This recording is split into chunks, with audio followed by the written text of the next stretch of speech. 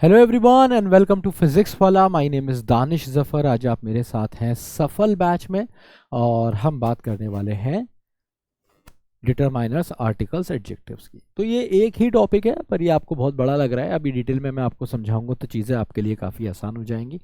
एक बात मैं आपको बता दूं, अगर बहुत सारे बच्चों को लग रहा है कि ये क्लास सिर्फ और सिर्फ साइंस स्टूडेंट्स के लिए है तो ऐसा बिल्कुल भी नहीं है।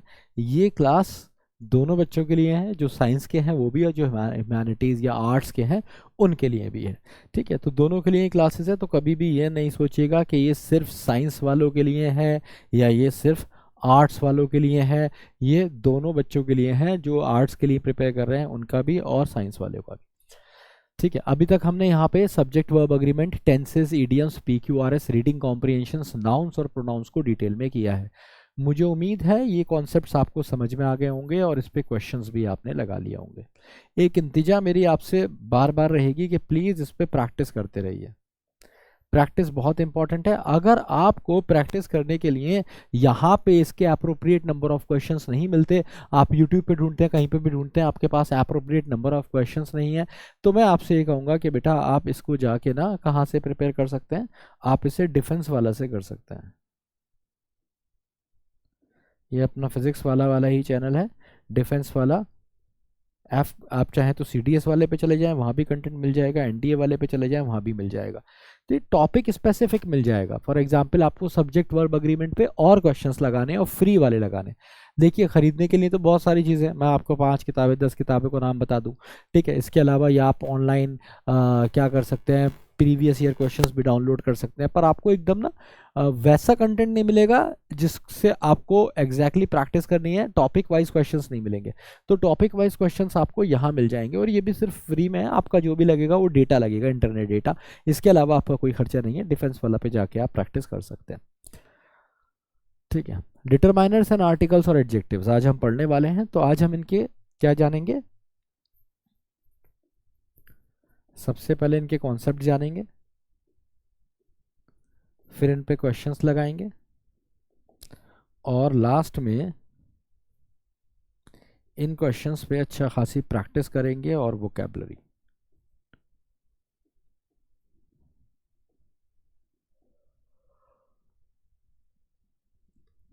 तो आइए शुरू करते हैं कि डिटरमाइनर्स क्या होते हैं। यहां से शुरू करते हैं class without wasting a single minute. ठीक है, चलिए। तो देखिए, सबसे पहले हम बात करेंगे इसकी डिटरमाइनर्स की। ये डिटरमाइनर क्या होता है? देखिए, हमारे पास ना, आपने मेरे साथ पढ़ा था नाउन्स या प्रोनाउंस।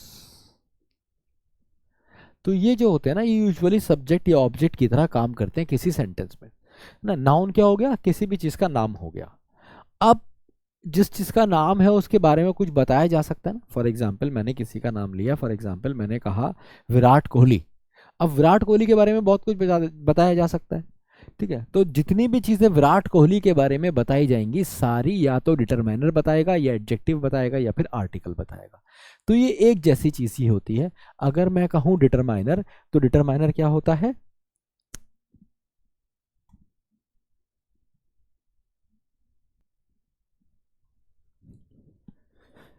तो जो डिटरमाइनर है उसका काम बेसिकली क्या होता है? वो डिटरमाइन करता है।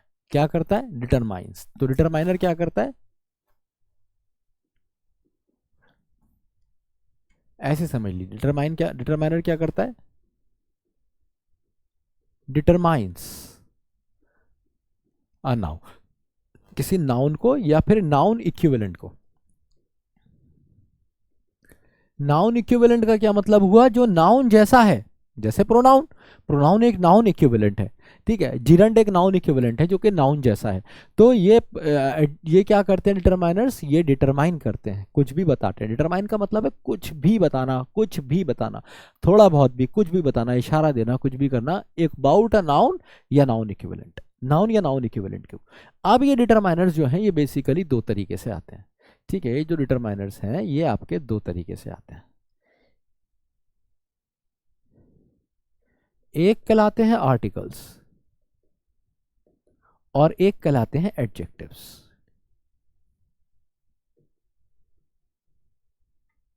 ठीक है, तो एक बड़ी हेडिंग डिटरमाइनर, जिसका काम क्या है कि नाउन के बारे में या नाउन इक्विवेलेंट के बारे में कुछ भी बताना। और इसके अंडर में दो, डिटरमाइनर के अंडर में दो हेडिंग, एक आर्टिकल और एक एडजेक्टिव्स। आर्टिकल आप सब जानते हैं कि हम द, दी भी कह सकते हैं इसे, दी, ए और एन, ये हमारे पास हो जाते हैं आर्टिकल्स। जो एडजेक्टिव्स हैं, एडजेक्टिव्स दो तरह के होते हैं। एडजेक्टिव्स ऐसे होते हैं, एक तो जो क्वालिटी बता देते हैं, है ना, और एक जो क्वांटिटी बता देते हैं। अब फिर से सवाल आया, आज इस बार सवाल ये आया कि भाई ये जो आर्टिकल है द, ए, एन, ये क्या बताते हैं, और ये एडजेक्टिव कैसे पहचानूंगा, क्वालिटी क्वांटिटी क्या मतलब है इस बात का। तो देखो, सबसे पहले अगर मैं आर्टिकल के बारे में बताऊं, ठीक है, तो ये द और आ, ये यूज होगा तुम्हारा किससे पहले, कॉन्सोनेंट साउंड से पहले, ठीक है। द और आ को आप हमेशा कॉन्सोनेंट साउंड से पहले यूज करेंगे, और अगर आपके पास है ये वाला द या ये वाला एन, तो ये वॉयल साउंड से पहले आप यूज करते हैं। कहने का मतलब है, अगर आप कहेंगे अंडरटेकर तो आप कहेंगे दी अंडरटेकर, दी अंडरटेकर, है ना। अगर आप कहेंगे अमेरिका और आपको दा लगाना पड़ रहा है, दी अमेरिका आप कहेंगे, नहीं तो आप यूजुअली क्या बोलते हैं, द ग्रेट खली, द रॉक, क्योंकि वॉयल साउंड नहीं है। कॉन्सोनेंट साउंड से पहले आप दा बोल देंगे और वॉयल साउंड से पहले आप दी बोल देंगे। तो ये सिर्फ बोलने में फर्क आता है यार, लिखने में नहीं आता है, और ये कोई इतनी बड़ी बात भी नहीं है। हाँ, ए और एन बड़ी बात है। आप हमेशा ये क्या कहेंगे, एन अग्रवाल, ठीक है, या फिर आप कहेंगे एन आउल, ठीक है, एन अम्ब्रेला, ठीक है, या फिर आप कहेंगे मतलब आ से कॉन्सोनेंट साउंड, जैसे आपने कहा आ टाइगर या आपने कहा आ लेपर्ड, लेकिन एन आउल बोलेंगे क्योंकि वॉयल साउंड से पहले आप एन का इस्तेमाल करते हैं। तो पहले वाले डिटरमाइनर तो ये होते हैं जो आर्टिकल होते हैं, ए एन द, ये सारे होते हैं। मैं अभी आपको सिर्फ पहचान सिखा रहा हूँ, फिर इसके डिटेल में जाएंगे।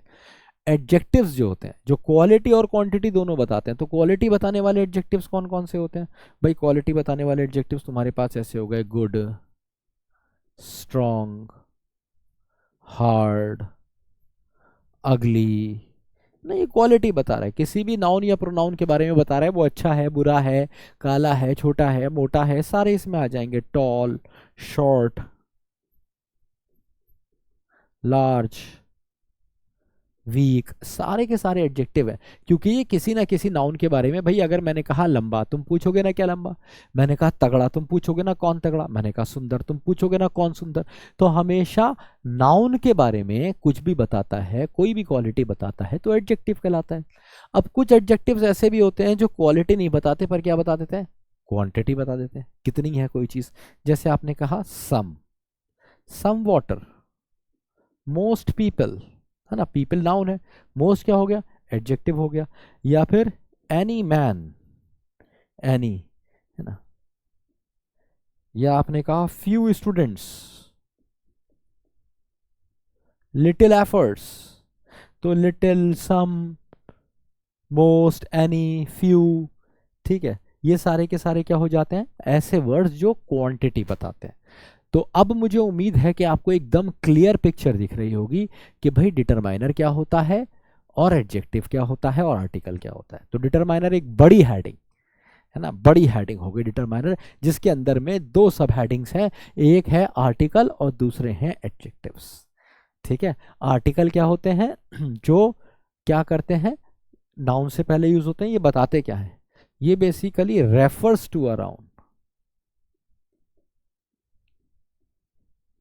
ये नाउन की तरफ सिर्फ रेफर करते हैं, रेफरेंस देते हैं। जैसे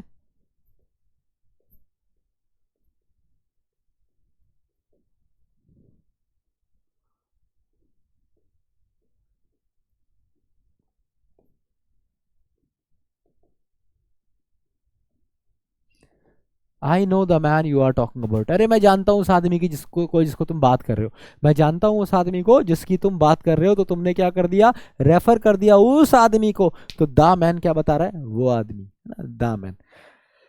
ऐसी she has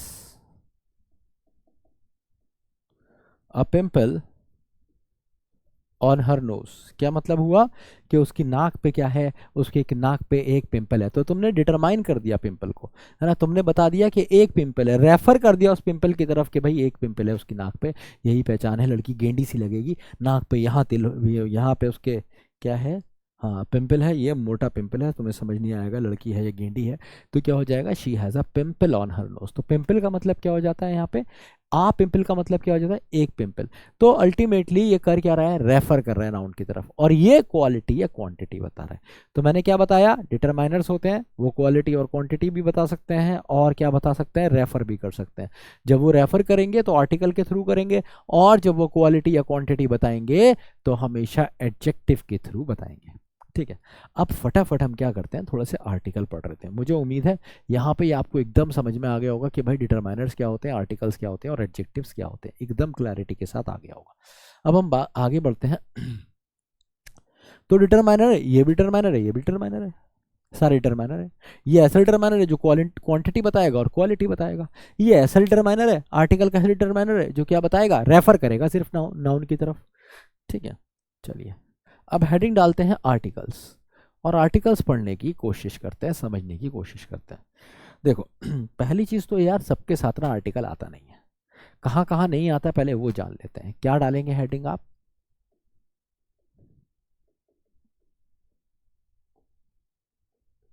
omission of articles, कि भाई आर्टिकल का इस्तेमाल कहाँ कहाँ आप नहीं करेंगे, omission of articles.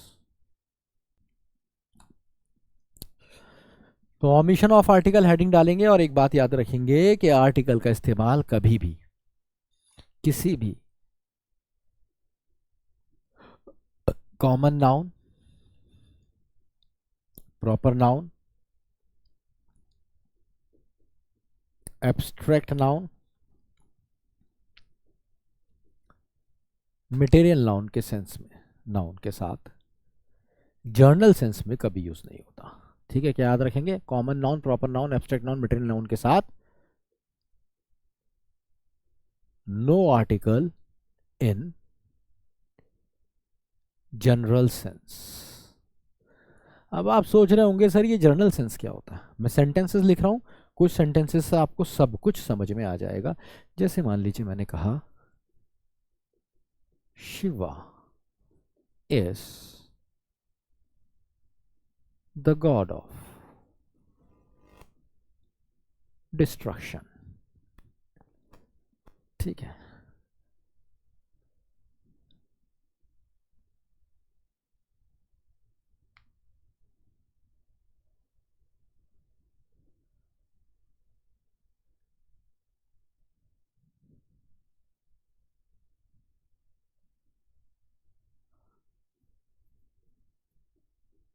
Love is a beautiful feeling.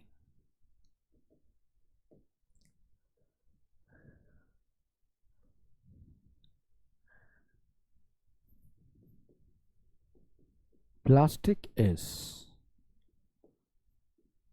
more useful than any metal। देखो भाई सेंटेंस को समझने की कोशिश करो, एक बार इसके अंडरलाइन करते हैं हम नाउन्स। तो एक नाउन ये आया, एक नाउन ये आया, एक नाउन ये आया, एक नाउन ये आया, एक नाउन ये आया। अब जरा देखते हैं किस किस नाउन के साथ हमने आर्टिकल लगाया। अबे एक ही नाउन के साथ लगाया सिर्फ, द गॉड। क्यों भाई, ये तो कॉमन नाउन था, ये प्रॉपर नाउन है, ये एब्स्ट्रैक्ट नाउन है, ये मटेरियल नाउन है ना। भाई प्रॉपर नेम है शिवा, गॉड कॉमन नाउन हो गया, नाउन्स की क्लास में पढ़ा था ना, लव एब्स्ट्रैक्ट नाउन हो गया, और ये मटेरियल नाउन हो गया। तो यार अगर ये सारे हैं तो एक के साथ लगा रहा हूं, एक के साथ नहीं लगा रहा, क्यों, क्योंकि सिर्फ एक ही है जो स्पेसिफिक सेंस में यूज हुआ है, बाकी सारे जर्नल में हुए हैं। आइए देखते हैं कैसे। Shiva is the God of destruction, जब मैंने शिवा कहा, यहां पे मैंने लिखा Shiva is the God of destruction, तो किसी के दिमाग में शिव जी के अलावा कोई और आया है, नहीं आया ना। तो ये जनरल सेंस की बात हो रही है।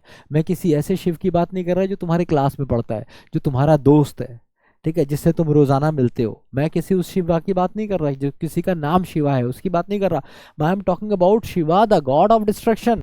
और शिवा इसलिए जर्नल सेंस हो गया। तो जर्नल सेंस में मैंने बात की, ये है ना, ये प्रॉपर नाउन था, पर मैंने इसके साथ आर्टिकल नहीं लगाया, ठीक है। ऐसी मैंने लव के साथ नहीं लगाया। Love is a beautiful feeling. भाई कौन से लव की बात कर रहा हूँ मैं? हर प्यार की बात कर रहा हूँ, चाहे वो माँ बाप का प्यार हो, बहन भाई का प्यार हो, पति पत्नी का प्यार हो, गर्लफ्रेंड बॉयफ्रेंड का प्यार हो, किसी का भी प्यार हो। Love is a beautiful feeling. तो लव क्या है यहाँ पे? ये एक एब्स्ट्रैक्ट नाउन है, ठीक है। एब्स्ट्रैक्ट नाउन है, खा नहीं सकते, सूंघ नहीं सकते, लेकिन दा नहीं लगेगा क्योंकि जनरल सेंस में यूज हुआ है। हर प्यार की बात हो रही है। जर्नल का क्या मतलब है? हर प्यार की बात हो रही है। इसी तरीके शिवा कौन सा? वही शिवा जिसको तुम भी जानते हो, मैं भी जानता हूँ, सब जानते हैं। जब भी हम कहेंगे अरे भाई शिव देख रहा है, तो तुम्हें पता होगा कौन शिव देख रहा है। सिंपल। तो ये इसलिए प्रॉपर नाउन है। अच्छा, plastic is more useful than any metal. तो प्लास्टिक कौन सा नाउन हो गया? मटेरियल नाउन हो गया। तो मैंने यहाँ पे कौन से प्लास्टिक की बात कर रहा हूँ? हर प्लास्टिक की।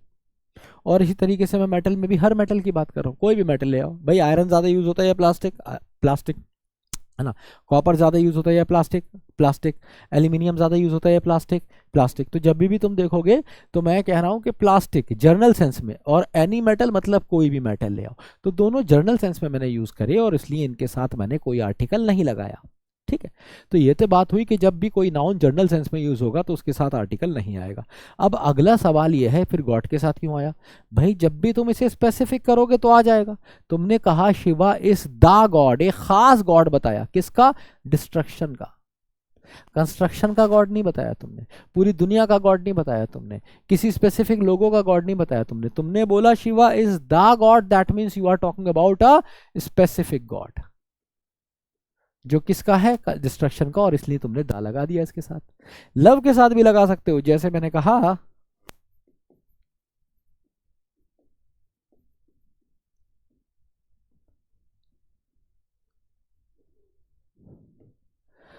I hate the love you show off. क्या मतलब हुआ? नफरत है मुझे उस प्यार से जो तुम दिखाते हो, ठीक है। तो आई हेट द लव, कौन सा लव? द लव, वो प्यार जो तुम दिखाते हो। I hate the love you show off, ठीक है। तो कौन सा प्यार? जो तुम दिखाते हो। आई हेट द लव, कौन सा प्यार? आई हेट द लव, कौन सा प्यार? वो वाला प्यार जो तुम दिखाते हो। तो अल्टीमेटली मैंने इसे स्पेसिफाई कर दिया, ठीक है ना। स्पेसिफाई करते ही द आ गया। या फिर मैं कह दूं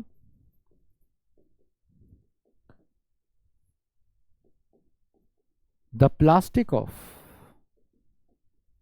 this chair is not good. मैंने कहा भाई इस चेयर का ना प्लास्टिक अच्छा नहीं है, बेकार प्लास्टिक की है।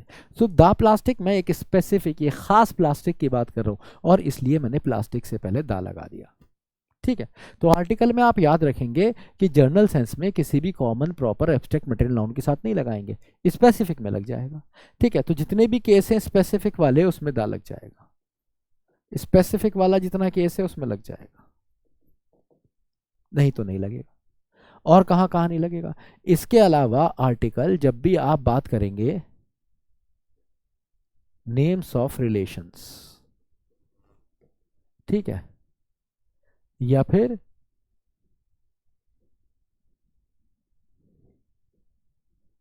मील्स। मील्स का मतलब है कि भैया ब्रेकफास्ट लंच डिनर, ठीक है। तो names of relations, names of meals, इनके साथ भी आप आर्टिकल का इस्तेमाल नहीं करेंगे। जैसे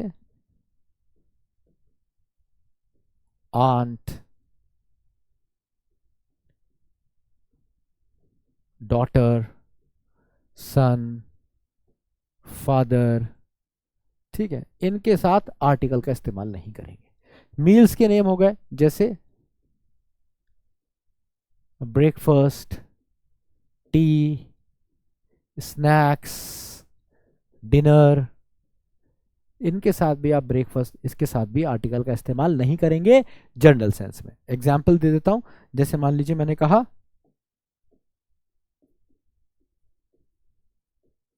breakfast is the most important meal of the day. तो कह रहा है दिन का जो सबसे इंपॉर्टेंट फूड होता है, सबसे इंपॉर्टेंट होता है वो ब्रेकफास्ट होता है। तो आपने देखो द मोस्ट लगा दिया, वो सुपरलेटिव है, दा लगा तो एक अलग बात है कि क्यों लगा ये आप आगे जानेंगे, लेकिन ब्रेकफास्ट के साथ दा नहीं लगाना। क्यों नहीं लगा? क्योंकि आप जनरल सेंस में बात कर रहे हैं, हर आदमी के ब्रेकफास्ट की बात कर रहे हैं, सबके ब्रेकफास्ट की बात कर रहे हैं। या फिर आपने मान लीजिए कहा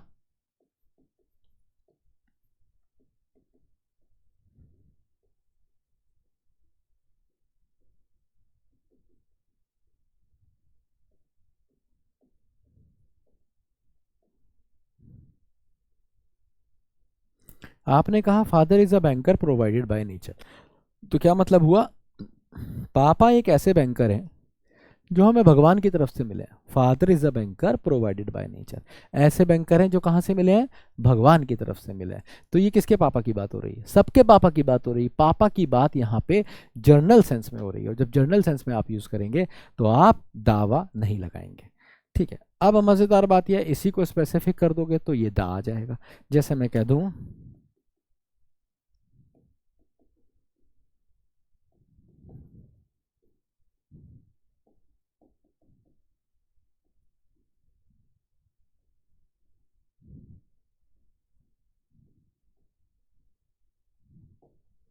the dinner I had with her was fabulous. जो डिनर मैंने उसके साथ किया, जो भी डिनर मैंने उसके साथ किया वो क्या है? फैबुलस था, एकदम बेहतरीन था, शानदार था, जबरदस्त था। कौन सा? The dinner I had with her. वो डिनर जो मैंने उसके साथ किया वो कैसा था? Was fabulous. ठीक है, वो बेहतरीन था। कौन सा डिनर? The dinner. अभी मैंने खास डिनर कहा इसलिए मैंने दा लगा दिया। तो जब भी किसी भी चीज को आप खास करेंगे तो उसके साथ दा लगा देंगे, है ना। ऐसे ही आप फादर या मदर के साथ भी एग्जाम्पल दे सकते हैं। जैसे मैंने कहा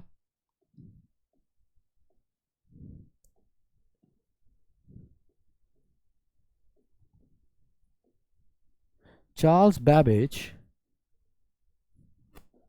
is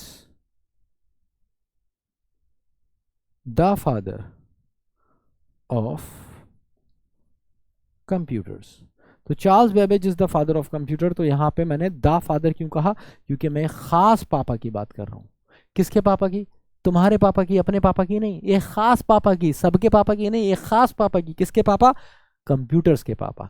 ठीक है, तो आप दा लगा सकते हैं। तो जब भी आप किसी चीज को स्पेसिफिक करेंगे तो आप दा लगा देंगे, नहीं तो नहीं लगाएंगे। चाहे कॉमन नाउन हो, प्रॉपर नाउन हो, एब्स्ट्रैक्ट नाउन हो, मटेरियल नाउन हो, किसी अंकल आंटी रिश्तेदार का नाम हो, नेम ऑफ द मील हो, कभी नहीं लगाएंगे।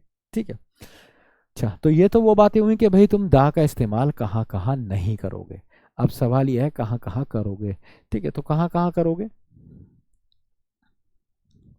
तो याद रखो, जो डेफिनेट आर्टिकल होता है, इसे डेफिनेट आर्टिकल भी कहते हैं, दा या दी, इनका इस्तेमाल आप कहाँ कहाँ करेंगे ये मैं लिख रहा हूं। इनके साथ नेम्स ऑफ, किन के नाम के साथ? Names of heavenly bodies, deserts, oceans, mountain ranges,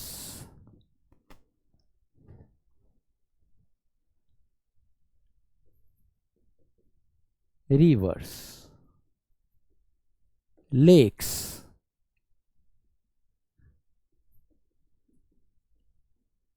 islands.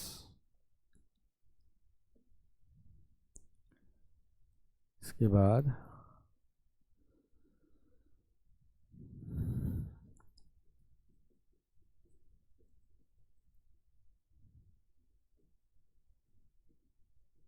English newspapers,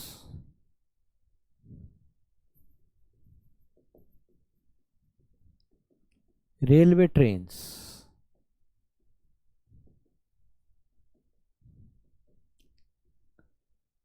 musical instruments,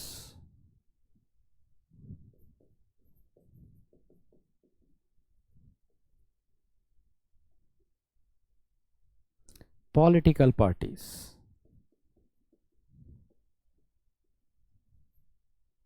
historical monuments,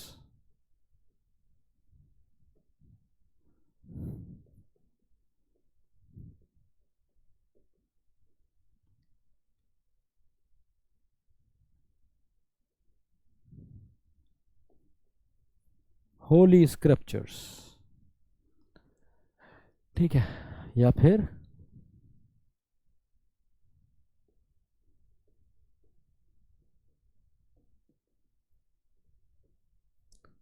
superlative degrees जो होती हैं एडजेक्टिव्स की, उनके साथ भी। ठीक है, तो एक बार इन पे नज़र डाल लेंगे, जितने भी हैं अगर आपको कहीं भी दिखेंगे तो इनके साथ डेफिनेट आर्टिकल द का आप इस्तेमाल करेंगे। कौन कौन से हैं ये? Names of heavenly bodies. Heavenly bodies का क्या मतलब है? जितनी भी चीज़ें अंतरिक्ष में, जैसे the sun, the moon, the earth, the universe, the Neptune, Pluto, ये सारे के सारे हेवनली बॉडीज में आ गए। डेजर्ट्स, जैसे कि आपके पास रेगिस्तान हो गए, द सहारा, द कालाहारी, ये सारे के सारे डेजर्ट हो गए। ओशियंस, अरेबिक ओशन हो गया आपके पास, है ना, आपके पास अटलांटिक ओशन हो गया, सबके साथ द लगाओगे। माउंटेन रेंजेस, जैसे आपने कहा the Alps, the Rockies, the Himalayas, इनके साथ लगाओगे। याद रखना, माउंटेन पीक के साथ नहीं लगाओगे, माउंट एवरेस्ट के साथ दा नहीं लगाओगे, कंचनजंगा के साथ दा नहीं लगाओगे, केटू के साथ दा नहीं लगाओगे। ये पीक है, चोटी है, चोटी के साथ नहीं लगानी है। पर्वत श्रृंखला के साथ, जो पूरी माउंटेन रेंज है, जैसे अरावली हिल्स, उनके साथ लगेगा दा। जैसे हिमालयास, दा लगेगा। जैसे रॉकीज, दा लगेगा। जैसे अल्प्स, ALPS, अल्प्स, ये इन सब के साथ दा लगता है। ठीक है, रिवर्स के नाम के साथ आप दा लगाएंगे, लेक्स के नाम के साथ दा लगाएंगे। आइलैंड्स, जो जजीरे होते हैं, है ना, आइलैंड्स, द्वीप जिसे कहते हैं, द्वीप या महाद्वीप, उनके साथ आप दा लगाएंगे। इंग्लिश न्यूज़पेपर, जैसे the Hindu, the Tribune, the pioneer, the Deccan Chronicle, ना, द न्यूयॉर्क टाइम्स, इन सब के नाम के साथ दा लगेगा, क्योंकि ये इंग्लिश न्यूज़पेपर्स हैं। इसी तरीके से जो रेलवे ट्रेन है, द शताब्दी, ठीक है, the Duronto express, whatever train are there, आपको द यूज़ करना है। Musical instrument, the piano, the guitar आपको यूज़ करना है। पॉलिटिकल पार्टीज ना, the Congress, the BJP, the AAP, the करके यूज़ करना है आपको ना। हिस्टोरिकल मॉन्यूमेंट्स, जैसे the Qutub Minar, the Red Fort, the Taj Mahal, तो ये इस तरीके से आपको यूज़ करना है ना। Holy scripture, the Bible, the Quran, the Mahabharata, the Gita, the Ramayana, ऐसे यूज़ करेंगे। सुपरलेटिव डिग्रीज जितनी भी होती है, मोस्ट, फास्टेस्ट, स्ट्रॉन्गेस्ट, है ना, लोवेस्ट, ये सारे के सारे जितने भी EST वाले होते हैं, उन सब के साथ आप डेफिनेट आर्टिकल का इस्तेमाल करते हैं। तो आपने क्या क्या पढ़ा? आपने पढ़ा पहले तो कि भाई आर्टिकल क्या होता है, फिर आपने पढ़ा कि आर्टिकल का इस्तेमाल कहाँ कहाँ होता है, फिर आप कहाँ कहाँ नहीं होता है, फिर अब आपने पढ़ा कि आर्टिकल का इस्तेमाल कहाँ कहाँ होता है। ठीक है, अब हम आगे बढ़ेंगे और बात करेंगे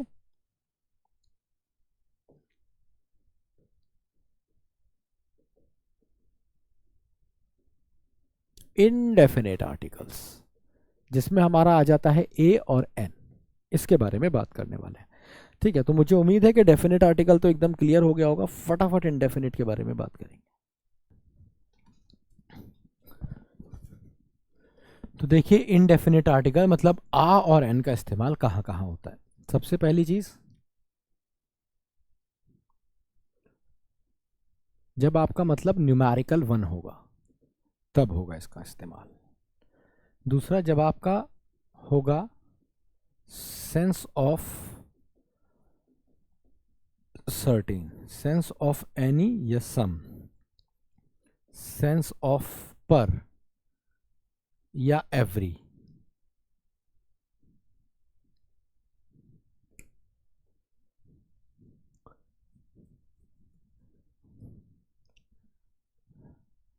सेंस ऑफ सेम। तो इन चार में से कोई भी एक सेंस दे सकता है, वो sense of same, sense of every, sense of certain, ये सारे कोई भी। इसके अलावा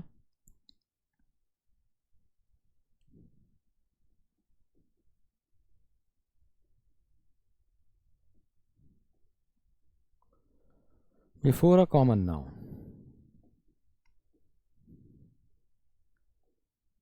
टू रिप्रेजेंट होल क्लास। ठीक है,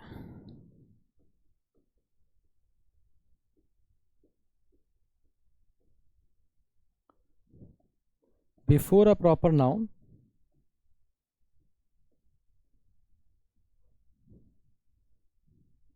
when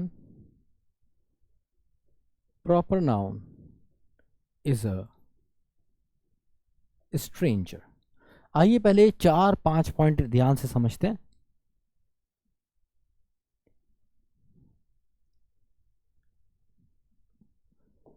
तो पहला पॉइंट है न्यूमेरिकल वन। न्यूमेरिकल वन का मतलब है जब इसका मतलब आ जैसा आएगा, जैसे मैंने कहा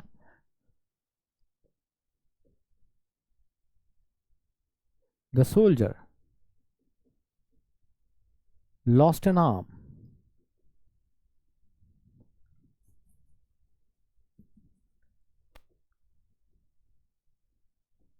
इन द बैटल। क्या मतलब हुआ कि सोल्जर का एक हाथ, एन आर्म का मतलब क्या है, एन की जगह आप यहां पे वन भी लिख सकते हैं, कोई दिक्कत नहीं है। तो जब इसका सेंस वन वाला आएगा, न्यूमेरिकल वन वाला सेंस आएगा। या फिर आपने कहा she has a car and two bikes. तो तुम क्या कह रहे हो, उसके पास एक कार है, एक car, she has a car. तो आ कार का मतलब क्या है, वन कार, तो वन कार वाला सेंस दे रहा है। ऐसी sense of certain, any, some, per, ये वाले सेंस भी ये बढ़िया से देता है। जैसे आप देखेंगे, आपने स्कूल में कई जगह बार बार पढ़ा होगा ये there was a king.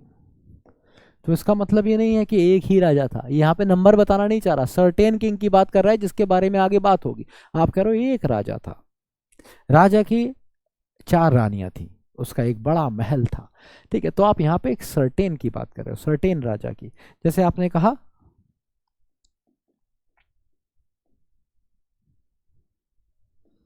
I saw a girl weeping on the road. क्या मतलब हुआ, मैंने एक लड़की को देखा रोते हुए सड़क पे। तो एक लड़की का मतलब ये नहीं है तुमने सिर्फ एक ही लड़की को देखा, you are talking about a certain girl, ठीक है। तो ये स्पेसिफिक नहीं है, स्पेसिफिक का मतलब होता है खास, सर्टेन का मतलब होता है किसी एक की बात कर रहे हैं, इसके बारे में अब आगे बात चलेगी, ठीक है। तो सर्टेन वाला सेंस देता है कौन, आ। इसके बाद ये एनी और सम वाला सेंस भी देता है। जैसे आप अक्सर कहते नहीं है,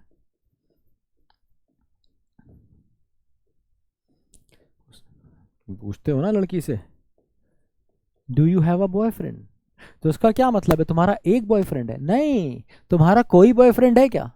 तो सम या एनी वाला सेंस देते हो तुम ये नहीं कह रहे हो तो तुम्हारा एक बॉयफ्रेंड है, वो कहेगी ये क्या 5 है तेरे से, मतलब एक की बात नहीं है। तुम किसी से पूछ सकते हो तुम्हारा एक बॉयफ्रेंड है, ये पूछ सकते हो, सोच के देखो, ये पूछोगे ना तुम्हारा कोई बॉयफ्रेंड है, ये थोड़ी बोलोगे तुम्हारा एक बॉयफ्रेंड है। ऐसे तुम क्या बोलते हो, I don't have a vehicle और आई शैल ड्रॉप यू। तो क्या कह रहा है, मेरे पास कोई व्हीकल नहीं है, कोई गाड़ी नहीं है मेरे पास, और आई शैल ड्रॉप यू, नहीं तो यार मैं तुम्हें छोड़ देता ना, मैं तुम्हें छोड़ ही नहीं सकता, I don't have a vehicle. तो यहाँ पे क्या है ना कि I don't have a vehicle, ये अच्छा, पर और एवरी वाला भी सेंस देता है। जैसे पर और एवरी वाला सेंस कैसे देगा, जैसे आपने कहा शी अर्न्स 10,000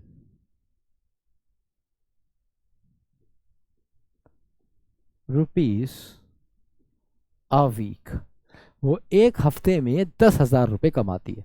तो इसका मतलब ये नहीं कि एक ही हफ्ते कमाती है। यहाँ पे आ का मतलब मेरा बच्चा कैसे आ रहा है, यहाँ पे आ का मतलब पर या एवरी जैसा आ रहा है, पर या फिर एवरी जैसा आ रहा है। She earns 10,000 rupees a week, मतलब पर वीक। या फिर ही स्पेंड्स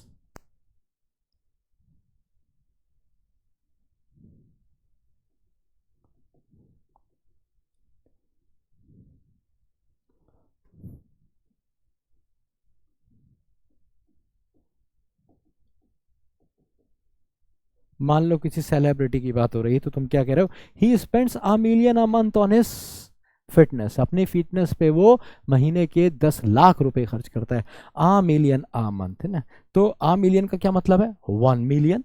यहाँ पे इसका 1 मिलियन आ गया, यहाँ पे इसका मतलब 1 आ गया, लेकिन यहाँ पे इसका मतलब 1 नहीं है, यहाँ पे इसका मतलब है पर या फिर एवरी, ठीक है। तो आपने देखा कि पर और एवरी कैसे यूज हुआ, एनी कैसे यूज हुआ, सेम वाले सेंस में कैसे यूज हुआ। आइए अब देखते हैं आखिरी बचा सेम वाला सेंस देता है। जैसे मैंने कहा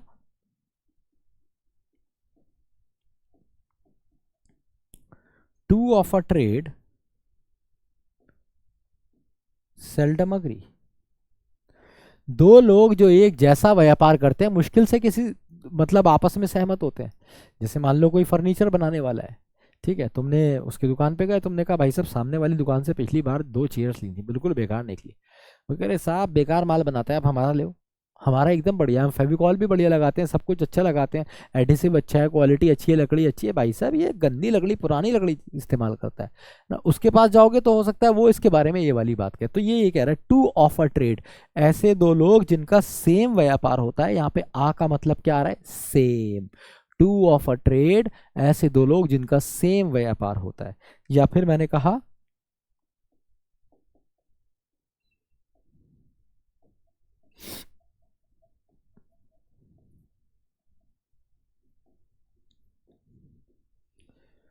कह रहा है birds of a feather flock together, है ना। तो बर्ड्स ऑफ अ फेदर, ऐसी चिड़िया जिनके एक जैसे पर होते हैं। मैं ये नहीं कह रहा जिनका एक पर हो, बर्ड्स ऑफ आ फेदर, जिनके एक जैसे पर होते हैं। तो यहाँ पे ये क्या रहा है, बर्ड्स ऑफ सेम फेदर्स, यहाँ पे मतलब क्या आ रहा है, सेम। तो ऐसी चिड़िया जिनके एक जैसे पर होते हैं वो साथ में उड़ती हैं। आप इसे हिंदी वाली कहावत को समझ सकते हैं ना, कहते हैं ना चोर चोर मौसेरे भाई, वही है ये, two of birds of a feather flock together, कि दो लोग, वो दो मतलब ऐसी चिड़िया जिनके एक जैसे पर होते हैं वो साथ में उड़ती हैं, ठीक है। तो चोर चोर मौसेरे भाई, birds of a feather flock together. आगे बढ़ते हैं। Before a common noun to represent whole class, क्या मतलब हुआ, जब आप कॉमन नाउन को बताने जा रहे हैं और पूरी क्लास रिप्रेजेंट करने जा रहे हैं। हाँ, हम बोलते नहीं है, ऐसे नहीं बोलते क्या।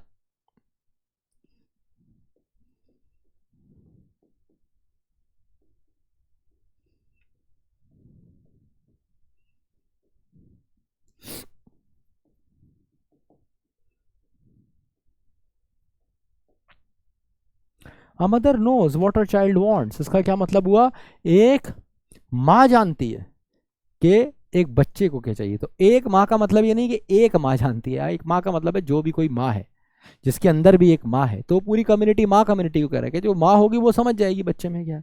तो आ चाइल्ड का मतलब यहाँ पे एक बच्चा नहीं है। इसी तरीके से आ मदर का मतलब एक माँ नहीं है। यहाँ पे आ मदर का मतलब है पूरी मदर कम्युनिटी, और आ चाइल्ड का मतलब है पूरी चाइल्ड कम्युनिटी। तो आ मदर नोज, एक माँ जानती है, व्हाट अ चाइल्ड वांट्स। या फिर मैंने कहा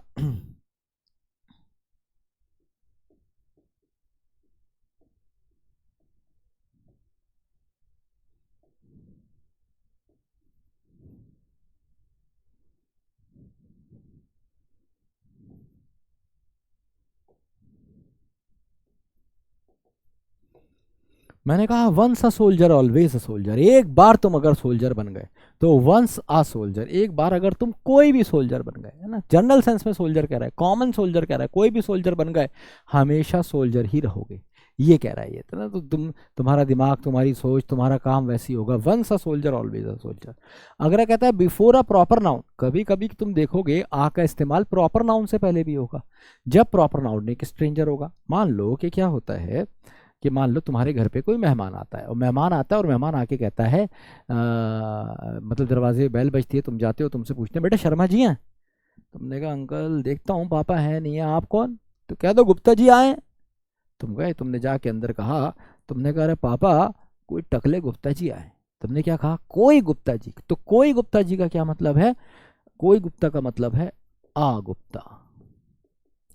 आ Gupta has come to meet you. अब तुमने आ गुप्ता क्यों कहा, भाई तुम्हें नहीं पता गुप्ता कौन है, तुमने बस उनको देखा, उनके हालात देखे, उनकी शक्ल देखी, उनके बाल देखे, उनके कपड़े देखे, और उसी बेसिस पे तुमने जाके पापा को बता दिया कि कोई गुप्ता जी आए हैं। तो कोई गुप्ता जी की जगह आप आ गुप्ता भी कह सकते हैं। आ गुप्ता का मतलब है आपको पता नहीं है कौन है, स्ट्रेंजर है, बस इतना पता है कि उनका नाम गुप्ता है।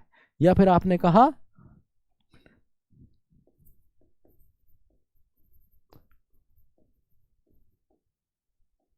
रामू वॉज बीटन, कोई रामू पिट रहा था।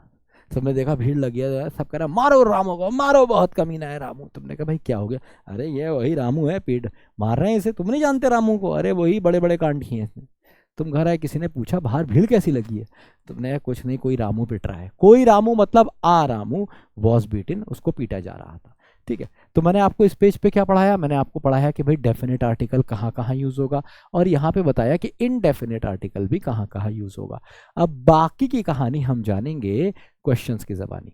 तो अब क्वेश्चंस करेंगे फटाफट, और मुझे उम्मीद है यहाँ से आपको बहुत कुछ सीखने को मिलेगा। ठीक है, तो अभी मैं क्या करता हूँ, एक और चीज़ है जो मुझे आपको बतानी है, समझानी है। पहले आप इस क्वेश्चन को लगाइए। हर क्वेश्चन को करने के लिए मैं आपको 5 सेकंड्स दूंगा। अगर आपको 5 सेकंड से ज़्यादा टाइम चाहिए तो आप मुझे पॉज कर दीजिएगा, पॉज करके आराम से क्वेश्चन कीजिए और फिर उसका सोल्यूशन देख लीजिए। ठीक है, चलिए 5 सेकंड्स यू हैव हियर।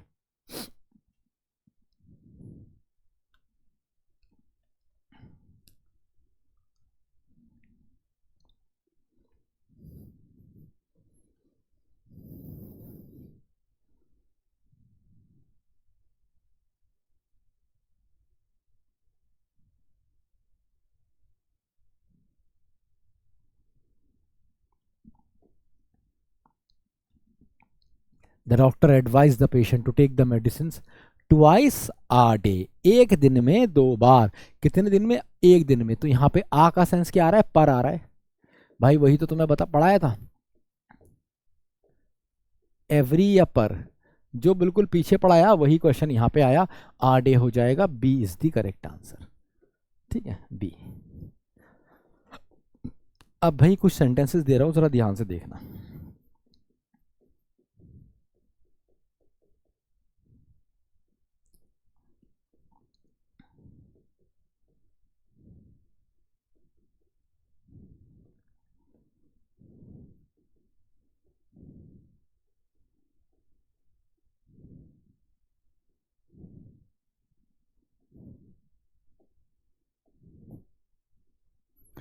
तो देखो ये 3 तरीके से सेंटेंस हो सकता है, इसमें से कौन सा सही है? ही इज हिटलर सही है, ही इज आ हिटलर सही है, he is the Hitler of our college सही है। आइए देखते हैं। तो जब आप कहते हैं ही इज हिटलर, तो इसका मतलब है इसका नेम है हिटलर, ये नेम है। जैसे अगर आप एडोल्फ हिटलर से भी इंट्रोड्यूस कराते तो आप यही कहते हैं ही इज हिटलर, ये है भाई हिटलर। ठीक है, तुम्हारी क्लास में कोई है उसका नाम हिटलर है, ठीक है, तो ये ही इज हिटलर हो गया। अब ही इज आ हिटलर, इसका मतलब है ये हिटलर जैसा है, ही इज लाइक हिटलर। ठीक है, जैसे मान लो कोई लड़की है, तुम्हें बड़ी अच्छी लग रही है, सुंदर है ना, साफ सुथरी, जा रही है, नहा धो के आई है, बाल बाल खुले हैं, ठीक है, तुमने कहा यार ये तो बड़ी अच्छी लग रही है। तुम्हारे फ्रेंड ने कहा इससे बात मत कर लियो, शी इज हिटलर, मुंह पे झापड़ मार देती है। जैसे तू कहेगा हाय, ये कहेगी ये ले भग, है ना, एकदम झापड़ मार देती है। तो शी इज अ हिटलर का मतलब है कि ये एक हिटलर जैसी है, ही इज लाइक हिटलर। मतलब हिटलर की जो भी क्वालिटीज हैं वो इसके अंदर है। जैसे कि क्रूअल हो सकती है ना, एंग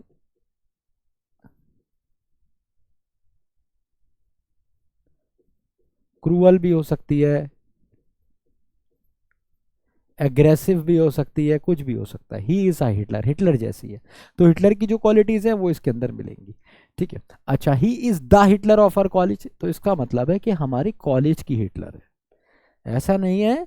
अब ये यहाँ पे स्पेसिफिक कर दिया, तुमने क्या कर दिया? स्पेसिफिक कर दिया। तो जब भी तुम स्पेसिफिक करोगे तो बताओगे कहाँ की। स्पेसिफिक, ऐसा नहीं है कि ये सब जगह की हिटलर है, हमारे कॉलेज में तो सबसे खतरनाक, सबसे क्रूअल, सबसे अग्रेसिव यही है ना। जैसे तुमने कहा he is the Kohli of our team, तो उसका मतलब है भाई हमारी टीम का कोहली है ये। हमारी टीम में 1 डाउन जाता है और बढ़िया प्रदर्शन करता है, सबसे ज्यादा रन सब कुछ इसी के ही है, तो he is the Kohli of our team. ठीक है, तो मुझे उम्मीद है यहाँ तक क्लियर हो गया होगा आपको। और ये वाला पॉइंट ध्यान रखिए कि कभी भी किसी प्रॉपर नाउन के साथ आर्टिकल नहीं आएगा तो उसका मतलब वो उसका नाम है। आर्टिकल आ जाएगा आ, तो इसका मतलब हो जाएगा कि वो उसका एट्रीब्यूट, उसकी कोई क्वालिटी बता रहा है। और अगर दा आ जाएगा तो उसका मतलब आप स्पेसिफिक बात कर रहे हैं। ठीक है, next question. Kanchenjunga is the highest peak of the Himalayas. अब द हिमालयास बिल्कुल सही लगा है। इन द इंडिया स्टैंडिंग मैजेस्टिकली, और उसकी ऊंचाई दे रखी है। तो बताइए कंचनजंगा से पहले दा आएगा या नहीं आएगा? अगर आपने मेरी बात ध्यान से सुनी होती तो मैंने आपको बताया था कि भाई कंचनजंगा एक माउंटेन पीक है, उससे पहले दा नहीं आएगा ना। तो पीक से पहले आप कभी दा नहीं लगाएंगे। ठीक है, याद रखिए।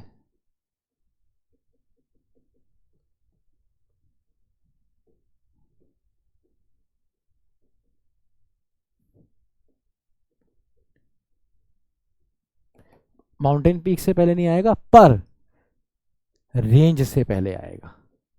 D is the correct answer. Next question.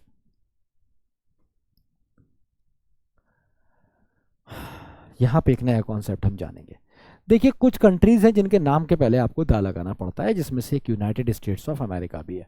तो आपको कहना पड़ेगा the USA.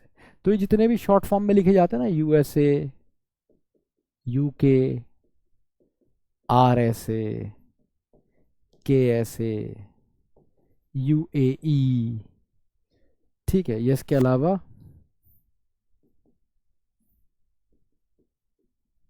Yemen, Sudan, Egypt, Philippines, ठीक है,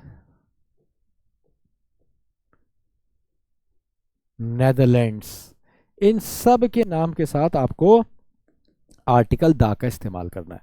आर ऐसे का मतलब है रिपब्लिक ऑफ साउथ अफ्रीका, के ऐसे का मतलब है kingdom of Saudi Arabia, UAE का मतलब है United Arab Emirates, UK United kingdom, USA आपको पता ही है, Yemen, Sudan, Egypt, Philippines, Netherlands, इनको भी याद रखिए। इनके नाम के साथ आपको दा का इस्तेमाल करना है, ठीक है। इसको बस याद कर लीजिए, कुछ ही कंट्रीज हैं, इन्हीं में से किसी पे क्वेश्चन पूछता है, ठीक है। Next question.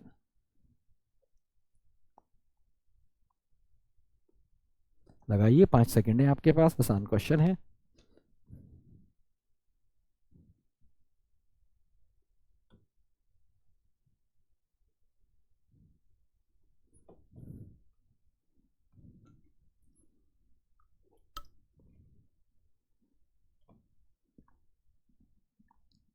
The building is made of, a brick नहीं होगा, ब्रिक एंड स्टोन होगा, क्योंकि कौन सा नाउन है,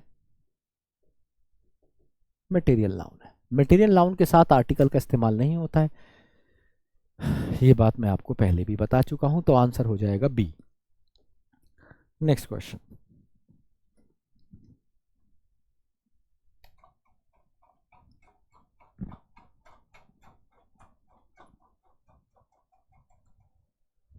कह रहा है he gave me dash advice on how to improve my writing skills.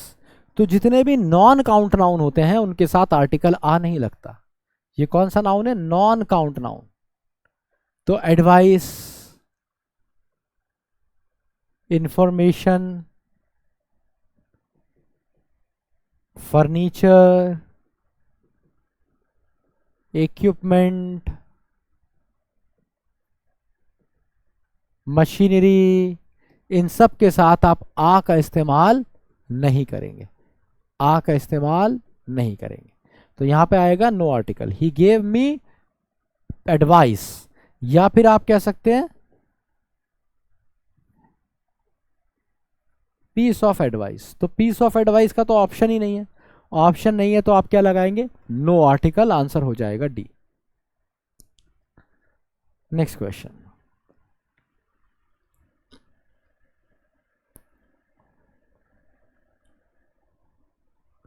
I go to church every Sunday to participate in the services and community activities. I go to church, कौन सा church, every day. अब एक बात याद रखिए, ये जितनी भी प्लेसेस होती हैं, यहाँ पे एक नया कॉन्सेप्ट आप जानेंगे, आर्टिकल, नो आर्टिकल आएगा यहाँ पे ना, याद रखिए, when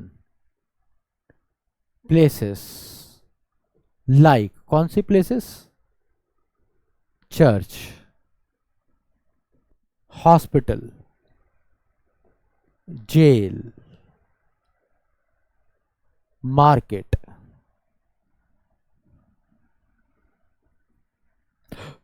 school, university, station, court, etcetera, ठीक है। तो ये जितनी भी प्लेसेस हैं इस तरह की, जब इनका इस्तेमाल होता है व्हेन ये places are visited for primary purpose, जब इनका इस्तेमाल प्राइमरी पर्पस के लिए होता है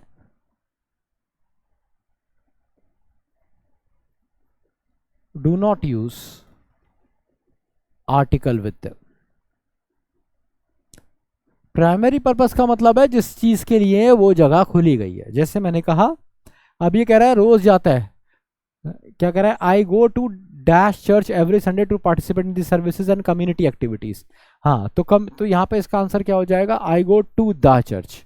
B is the correct answer. दा क्यों हुआ, क्योंकि भाई चर्च इसलिए नहीं खुला है कि वहां पे कम्युनिटी सर्विसेज हो, ठीक है, या फिर सर्विसेज हो, कम्युनिटी एक्टिविटीज हो, इसलिए नहीं, प्रेयर के लिए होता है। तो अगर ये प्रेयर के लिए जाता तो दा नहीं लगाता। जैसे मैंने कहा,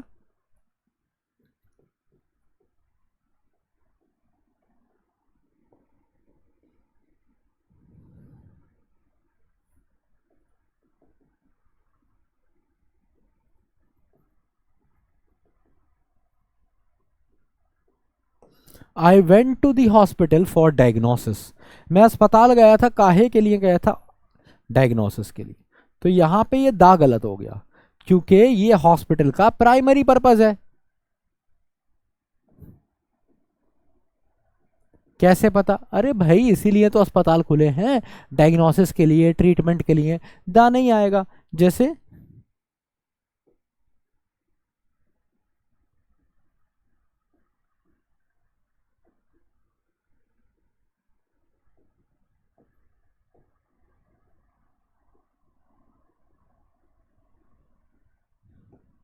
she goes to school daily, वो हर दिन स्कूल जाता है। क्यों जाता है, as he is very studious, क्योंकि पढ़ने में बहुत तेज है, बहुत स्टूडियस बच्चा है। He goes to school daily.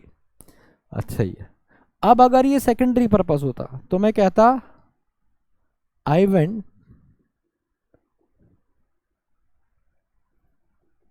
I want to the hospital to see a friend. अब आप अस्पताल क्यों गए, किसी दोस्त से मिलने गए, किसी दोस्त को देखने का। I went to the hospital to see a friend, एक दोस्त को मिलने में अस्पताल गया था। अरे कौन दोस्त, ये इसलिए अस्पताल थोड़ी खुले हैं कि तुम वहां पे जाके दोस्तों से मिलो, ठीक है, तोता मैना करो, इसलिए अस्पताल नहीं है। तो I went to the hospital, ये इसका सेकेंडरी पर्पज है, सेकेंडरी पर्पज। इसी तरीके से अगर मैं कहूं,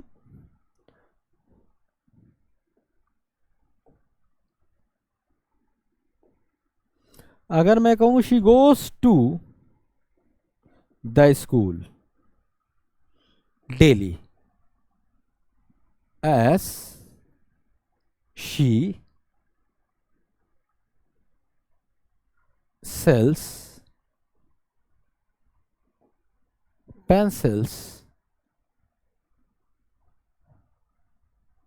and इरेजर्स। मान लो कोई पेंसिल और इरेजर बेचने वाली लड़की है, तो मैं कह रहा हूँ ये तो रोज स्कूल जाती है, she goes to school daily as she sells pencils and erasers. तो ये स्कूल का सेकेंडरी पर्पस हो गया। तो दोनों ही केस में ये क्या हो गया, सेकेंडरी पर्पस। तो बड़ा आसान है, अगर प्राइमरी पर्पस है तो दा नहीं लगाएंगे, सेकेंडरी पर्पस है तो दा लगा देंगे, इन सब के साथ, ठीक है, सारी जितनी भी प्लेसेस के नाम होते हैं उसके साथ। Next question,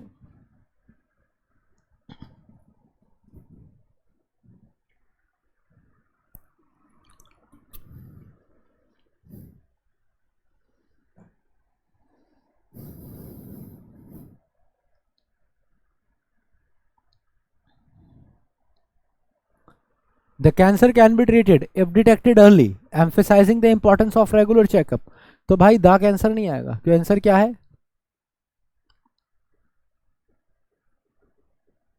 name of a disease. A is the correct answer, name of a disease है ये। नेक्स्ट क्वेश्चन,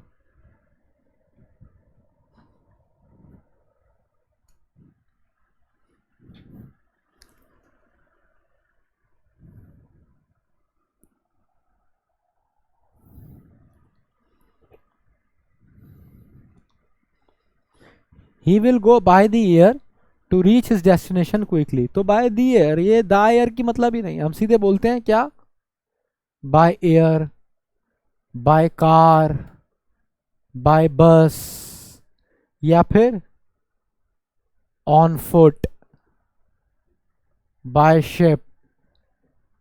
ठीक है, तो ये ऐसे ही यूज करते हैं, इसके साथ आर्टिकल पार्टिकल नहीं लगाते, ये लगाने की जरूरत ही नहीं है ना, तो बिना वजह आर्टिकल नहीं लगाना है कहीं पे भी। Next question.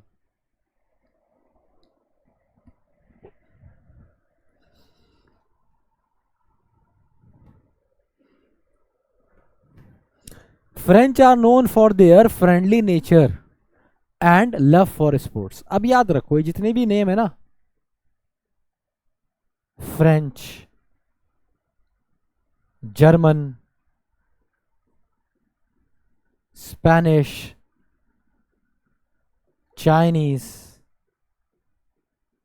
जापानीज,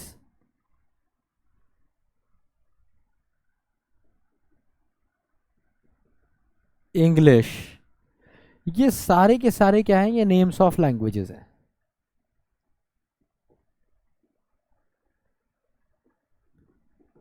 फ्रेंच एक लैंग्वेज है, जर्मन एक लैंग्वेज है, सारी लैंग्वेजेस के नाम है सारे। अब जैसे ही मेरे बच्चे तुम इनके साथ दा लगा दोगे, तुमने कहा दा फ्रेंच, दा जर्मन, दा स्पेनिश, दा चाइनीस, दा जापानीज, दा इंग्लिश, अब ये जानते हो क्या बन गए, अब ये बन गए नेशनैलिटी।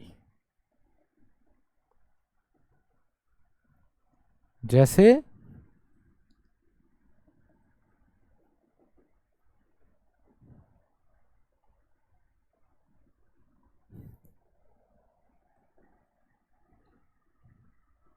इंग्लिश ने फ्रेंच को हरा दिया था, the English defeated the French. ठीक है, तो द फ्रेंच द इंग्लिश मैंने क्यों कहा, क्योंकि यहाँ पे नेशनैलिटी की बात है, नेशनैलिटी की, और यहाँ पे ये बात हो रही है लैंग्वेज की।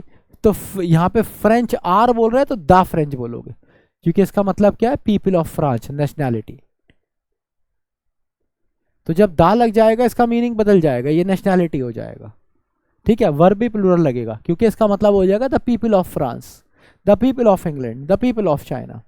नहीं तो इसका मतलब सिर्फ लैंग्वेज होगा। आंसर इज ए। अगला क्वेश्चन।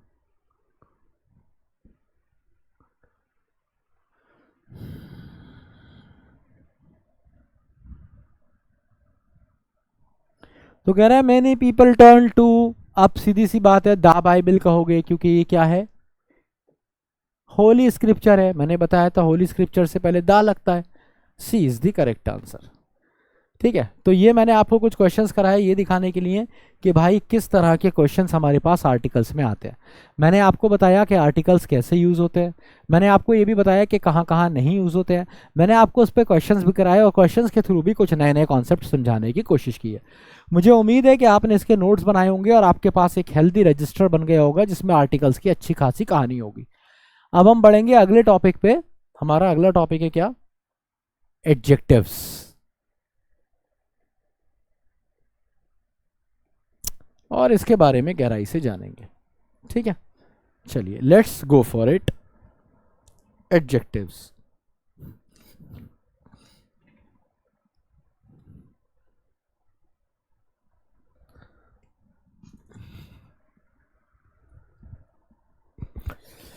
तो भाई लोग एडजेक्टिव्स मैंने आपको बताया था ये क्या होते हैं, क्या बताते हैं, क्वालिटी या फिर क्वांटिटी बताते हैं। कोशिश करेंगे लेक्चर को थोड़ा छोटा रखने की, ताकि आपका ज़्यादा टाइम सेफ हो सके और आप प्रैक्टिस में उसे यूटिलाइज कर सके। नाउन्स या फिर प्रोनाउंस के बारे में क्या बताते हैं, क्वालिटी या फिर क्वांटिटी। इन्हें आप हिंदी में ना विशेषण कहते हैं। तो विशेषण का मतलब क्या है, जो विशेषता बताता है, किसकी, किसी संज्ञा की या सर्वनाम की। तो वही है एडजेक्टिव, जो विशेषता बताता है, जो क्वालिटी बताता है या क्वांटिटी बताता है, किसकी, किसी नाउन या प्रोनाउन की। अच्छा, अब इसकी 3 डिग्रीज होती हैं जो आपको अक्सर परेशान करेंगी, जैसे फास्ट, बेग, बहुत सारे एडजेक्टिव होते हैं, क्वालिटीज बताते हैं।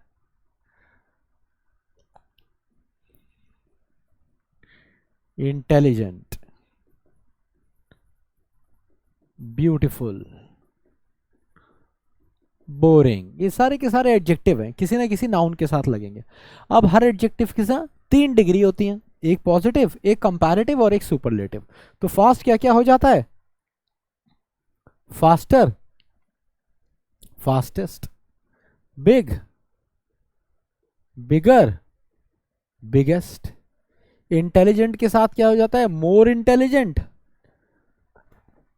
Most intelligent. ब्यूटीफुल की जगह क्या हो जाता है? कंपैरेटिव डिग्री, मोर ब्यूटीफुल और मोस्ट ब्यूटीफुल।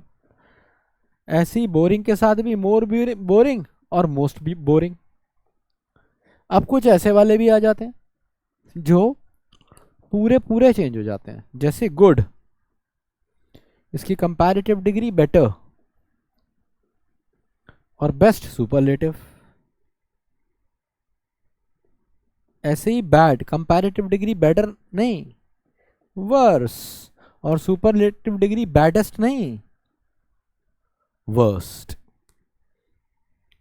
ऐसे ही आ जाता है लिटिल, कंपैरेटिव डिग्री लेस और सुपरलेटिव डिग्री लीस्ट। अब एक सवाल जरूर घुमा होगा दिमाग में, सर मुझे पता कैसे चलेगा कि कब मोर और मोस्ट लग रहा है, कब ये कंप्लीट चेंज हो रहे हैं, कभी इनकी डिग्री ई आर और ई एस टी लग के बन रही है? तो बड़ा आसान है, देखो ऐसे वाले तो सिर्फ ये 3 ही है, इन्हें याद कर लो, चौथा है नहीं अंग्रेजी भाषा में। गुड बेटर बेस्ट होता है, बैड वर्स वर्स्ट होता है, लिटिल लेस लीस्ट होता है। इसके अलावा कुछ और नहीं है जो कंप्लीटली चेंज हो जाते हैं। तो ये 3 आपको याद हो गए होंगे। जिनमें एक से ज्यादा सिलेबल है, सिलेबल का मतलब होता है पॉज। जैसे आप इन वालों को देखो, आप फास्ट को कितनी बार में बोलोगे? एक ही बार में बोलोगे, तो इसमें क्या है? सिंगल सिलेबल है। सिलेबल का मतलब क्या होता है? पॉज। अगर तुम कहोगे फास्ट, कैसे कहोगे? फास्ट, या बोलोगे फास्ट, ऐसे नहीं बोलोगे, तोड़ोगे नहीं उसे, एक बार में बोलोगे फास्ट। इसीलिए उसकी कंपैरेटिव डिग्री है फास्टर और सुपरलेटिव डिग्री है फास्टेस्ट। अब अगर आप बात करेंगे बिग, तो कैसे बोलते हो बिग? एक बार में बोलो ना बिग, या बिगी, नहीं बोलते ना ऐसा, बिगी नहीं बोलना, बिग एक बार में बोलना। तो आप कहते हैं बिगर और बिगेस्ट, इसमें सिंगल सिलेबल है। लेकिन अगर आप इंटेलिजेंट बोलेंगे तो इंटेलिजेंट, एक से ज्यादा पॉज लिया आपने। अगर आप बोलेंगे ब्यूटीफुल तो ब्यूटीफुल, है ना, या ब्यूटीफुल ऐसे बोलेंगे ना, ब्यूटीफुल बोलेंगे, या ब्यूटीफुल ब्यूटीफुल ऐसे नहीं बोलेंगे ना, इंटेलिजेंट ऐसे नहीं बोलेंगे, बोरिंग नहीं बोलेंगे, आप पॉज लेंगे, बोरिंग, इंटेलिजेंट, है ना, ब्यूटीफुल। तो ये हमेशा आपके पास होंगे मोर देन वन सिलेबल।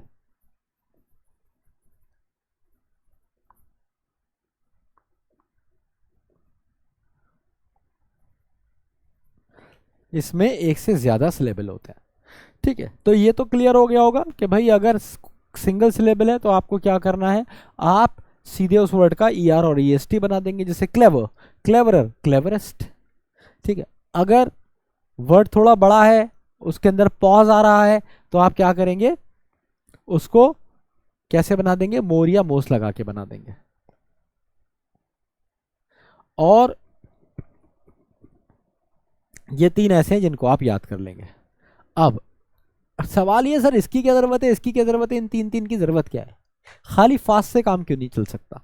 तो देखो, जो पॉजिटिव डिग्री होती है ना, उसका काम होता है सिर्फ एक्सप्लेन कर देना, कुछ भी बता देना। जैसे मैंने कह दिया, he is as fast as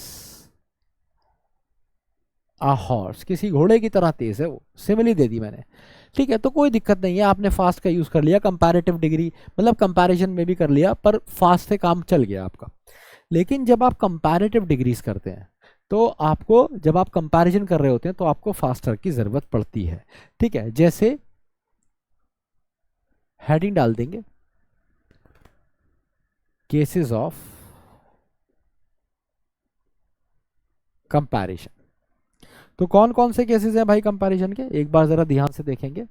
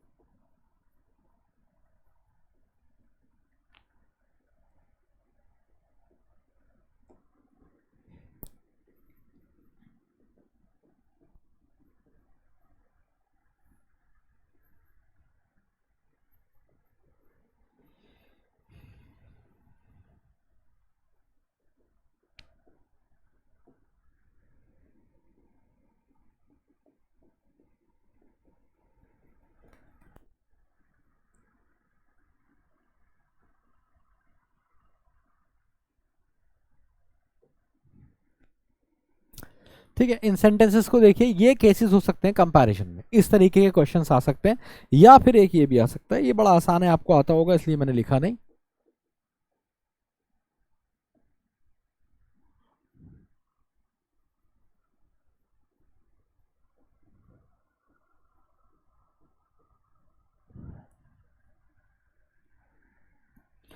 ठीक है, चलिए, तो 1 2 3 4 5 6 केसेस मैंने आपको कराए हैं, एक बार जरा ध्यान से देख लीजिए। तो Sachin is better than any other player, तो जब भी आप ऐसे कंपैरिजन वाले सेंटेंसेस देखेंगे ना, आपको सिर्फ एक बात याद रखनी है। क्या बात याद रखनी है? वो बात है ये,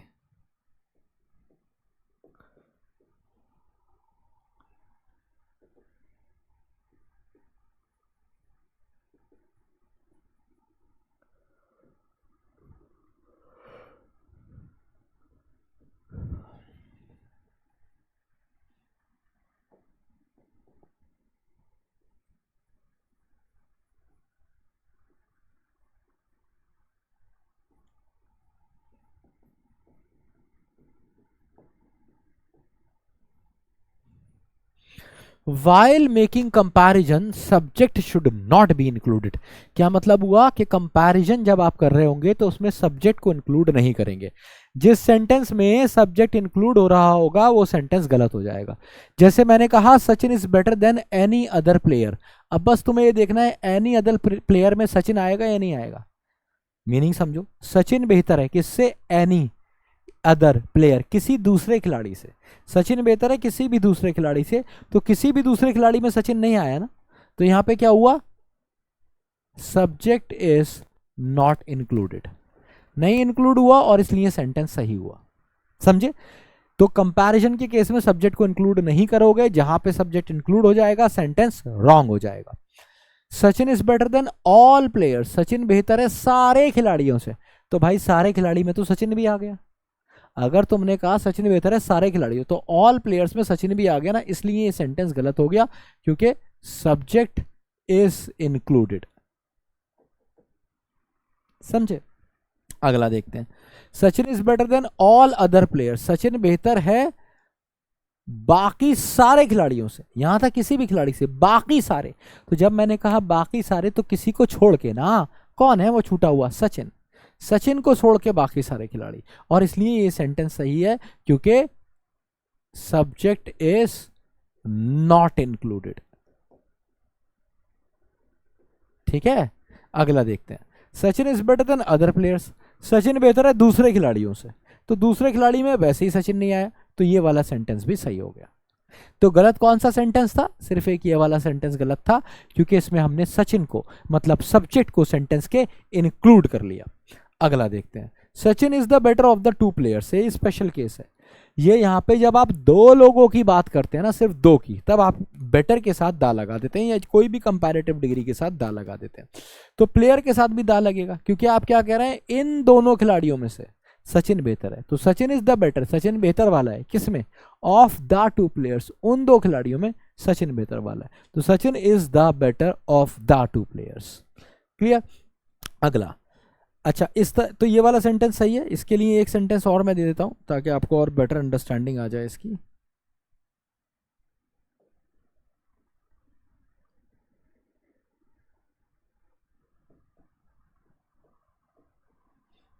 जैसे मान लीजिए मैंने कहा ऑफ द टू सिटीज, दो सिटीज में से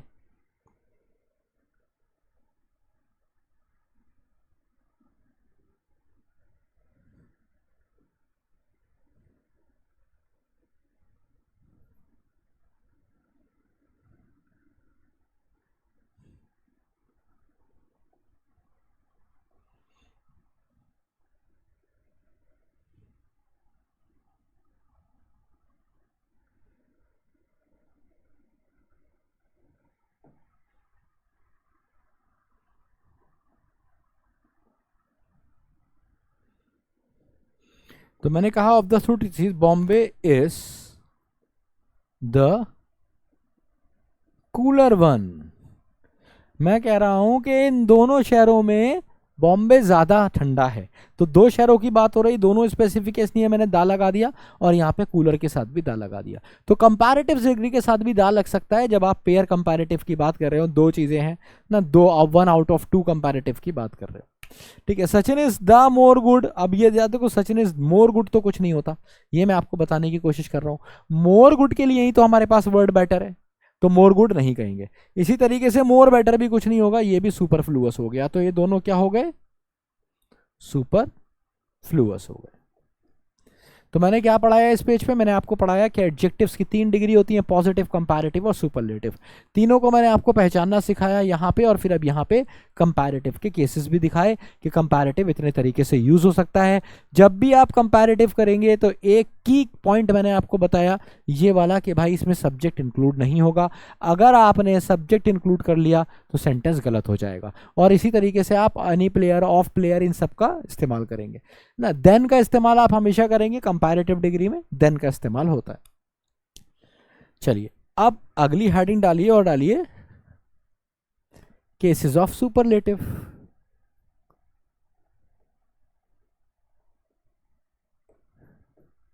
आप सुपरलेटिव कौन कौन से होते हैं केसेस?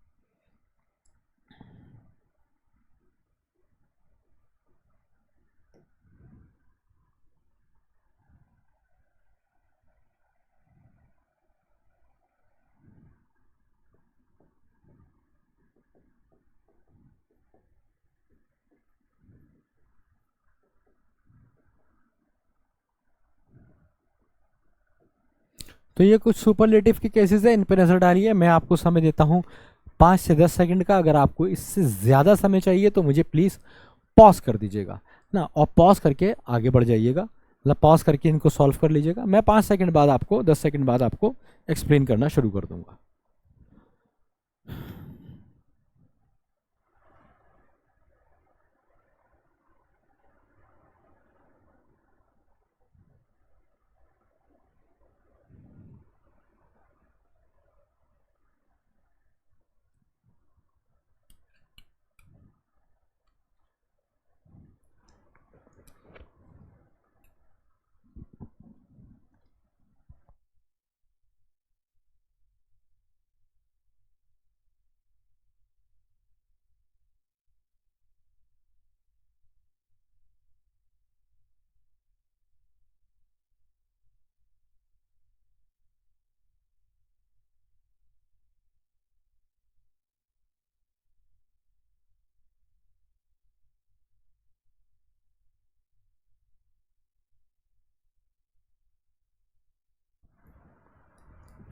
देखिए, Sachin is the best player. अब आप सोच रहे होंगे कौन से सही हैं कौन से गलत हैं, फटाफट देखते हैं। तो Sachin is the best player, ये सेंटेंस बिल्कुल सही है। इसका मतलब है आ बेस्ट प्लेयर का मतलब है take him anywhere, take him anywhere. He is a best player. One day खिलाओ, टेस्ट खिलाओ, 2020 खिलाओ, he is a best player, है ना। डोमेस्टिक क्रिकेट खिलाओ, इंडिया में खिलाओ, ऑस्ट्रेलिया में खिलाओ, न्यूजीलैंड में खिलाओ, he is a best player. तो ये क्या मतलब है, ये एक बेहतरीन खिलाड़ी है, ये मतलब है इस सेंटेंस का, है ना। तो इसमें कोई गलती नहीं है। अगर आप बोलेंगे Sachin is the best player, ये गलत है क्योंकि ये इनकम्प्लीट है। और ये इनकम्प्लीट इसलिए है क्योंकि कंप्लीट ये वाला है। जब आप कहेंगे द बेस्ट तो आपने क्या कर दिया, स्पेसिफाई कर दिया। आपने कह दिया he is the best player, तो अब बताना पड़ेगा ना कहाँ का। तुमने कहा ये सबसे बढ़िया खिलाड़ी है, अबे तो सबसे बढ़िया खिलाड़ी कहाँ का है, of our team, of the world, of the universe, of Delhi, of Rajasthan या ऑफ इंडिया, ये तो बताना पड़ेगा ना। तो ये बात कंप्लीट है, ये वाली इनकम्प्लीट बात है, ये पूरी बात है, क्योंकि दाग लगा के आप स्पेसिफाई करते हैं। तो याद रखिए ये गलत है और ये वाला सही है। तीसरे पे हम आते हैं, Sachin is the best then. अब याद रखिए मैंने आपको बताया था देन का इस्तेमाल नहीं होगा, याद रखिए THAN than and OTHER other is used in comparison. तो भाई इनका इस्तेमाल कंपैरिजन के लिए होता है, सुपरलेटिव में इसका इस्तेमाल नहीं होता है। तो किसका इस्तेमाल होगा, ऑफ। तो ऑफ वाले, ये ऑफ यहाँ पे बिल्कुल सही है सब में, क्योंकि अब आप क्या कर रहे हो, सुपरलेटिव का इस्तेमाल कर रहे हो। तो Sachin is the best of all other player. तो भाई अगर देन यूज नहीं होगा तो अदर भी तो नहीं होगा। अब अदर क्यों नहीं यूज होगा ये भी समझ लो, क्यों नहीं होगा, क्योंकि सब्जेक्ट शुड बी इंक्लूडेड। कब, in the case of superlatives. आपने पीछे कंपैरेटिव में सीखा कि भैया के कंपैरेटिव के केस में कभी भी सब्जेक्ट को इंक्लूड नहीं करेंगे। सुपरलेटिव एग्जैक्टली उसका उल्टा है, इसमें हमेशा सब्जेक्ट को इंक्लूड करेंगे। तो जब आप कहेंगे Sachin is the best of all other player, बाकी सारे खिलाड़ी, तो सचिन को तो आपने एक्सक्लूड कर दिया ना, इसलिए गलत हो गया। और इसीलिए इसमें अदर भी नहीं आएगा। तो मैंने रीजन भी बताया, और रटने वाली बात यह है कि भाई देन और अदर नहीं आएगा। रीजन वाली बात क्या है कि सब्जेक्ट को इंक्लूड आपको करना है सुपरलेटिव में। तो Sachin is the best of all players, अब ये बिल्कुल सही है क्योंकि ऑल प्लेयर्स में सब्जेक्ट इज इंक्लूडेड।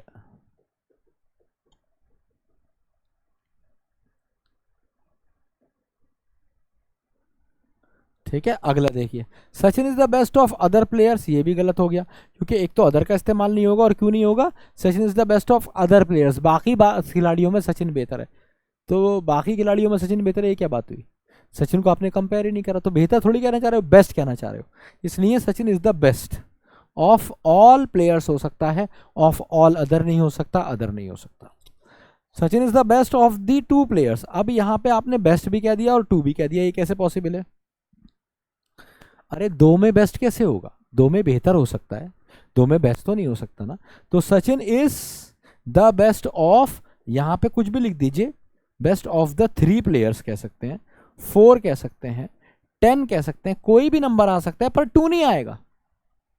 दो में बेहतर होता है, दो में बेस्ट नहीं होता। इसलिए ये वाला सेंटेंस तो बिल्कुल सही था कि Sachin is the better of the 2 players, ये वाला सेंटेंस बिल्कुल सही है। Sachin is the better of the 2 players, of the 2 cities Bombay is the cooler one, है ना। दो की बात हो रही है कंपैरेटिव, दो से ज्यादा के लिए सुपरलेटिव। ठीक है, याद रखिए।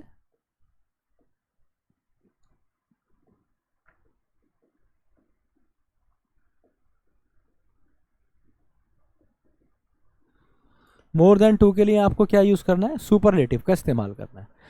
ठीक है, तो मैंने आपको एडजेक्टिव्स के बेसिक्स भी बता दिए कैसे यूज होगा, मैंने आपको ये भी बता दिया इसकी कंपैरेटिव डिग्रीज क्या है, इसकी सुपरलेटिव डिग्रीज क्या है।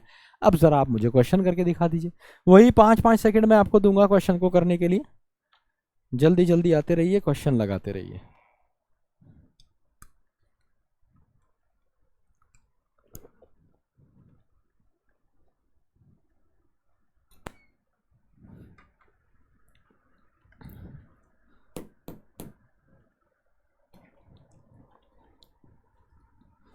He is dash than strong, ये एक बढ़िया चीज़ है जो मैंने आपको पढ़ाई भी नहीं है, इसलिए ये वाला क्वेश्चन ज़्यादातर लोगों का गलत हुआ होगा। देन देन आपने सोचा देन आया, कंपैरेटिव डिग्री है, he is more wise than strong. अब यहाँ पे क्या है, जब आप बात करते हैं two qualities of the same noun, तो फॉर्मेट क्या रहता है? More plus positive degree plus than plus positive degree. नहीं समझे? जैसे मैंने कहा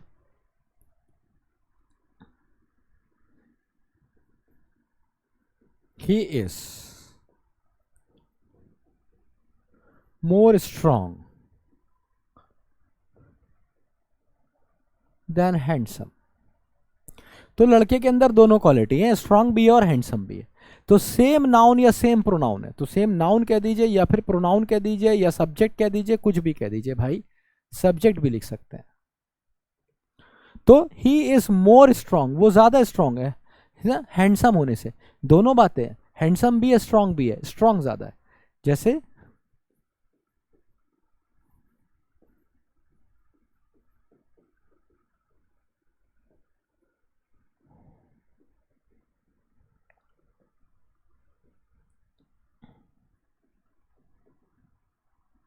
आपने कहा Rani is more clever than beautiful, तो रानी के अंदर दोनों क्वालिटीज हैं, रानी सुंदर भी है और चालाक भी है, लेकिन चालाक ज्यादा है। तो याद रखो यहाँ पे क्लेवरर नहीं लिखोगे, इसी तरीके से यहाँ पे स्ट्रॉन्गर नहीं लिखोगे, इसी तरीके से यहाँ पे वाइजर नहीं लिखोगे, क्योंकि आप क्या कर रहे हैं? Two quality of the same subject compare कर रहे हैं। तो मोर वाइज लिखेंगे। D is the correct answer. ये नया कॉन्सेप्ट है जो मैंने आपको पढ़ाया है, और कुछ यहाँ पे नहीं आ सकता। ठीक है, तो यहाँ पे भी दो क्वालिटीज हो रही हैं सेम पर्सन ही की, तो he is more wise than strong, तो ये समझदार ज्यादा है, इतना स्ट्रॉन्ग नहीं है। मुझे उम्मीद है आपने सीखा होगा। D is the correct answer. Here we move on to the next question. लगाइए।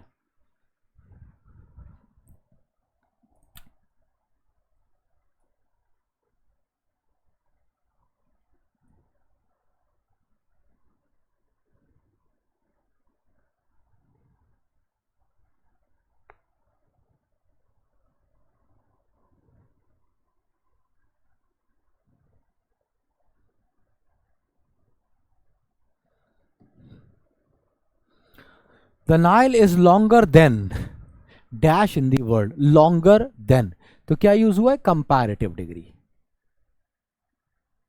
तो जब आप कंपेयर कर रहे हैं तो क्या हो जाएगा?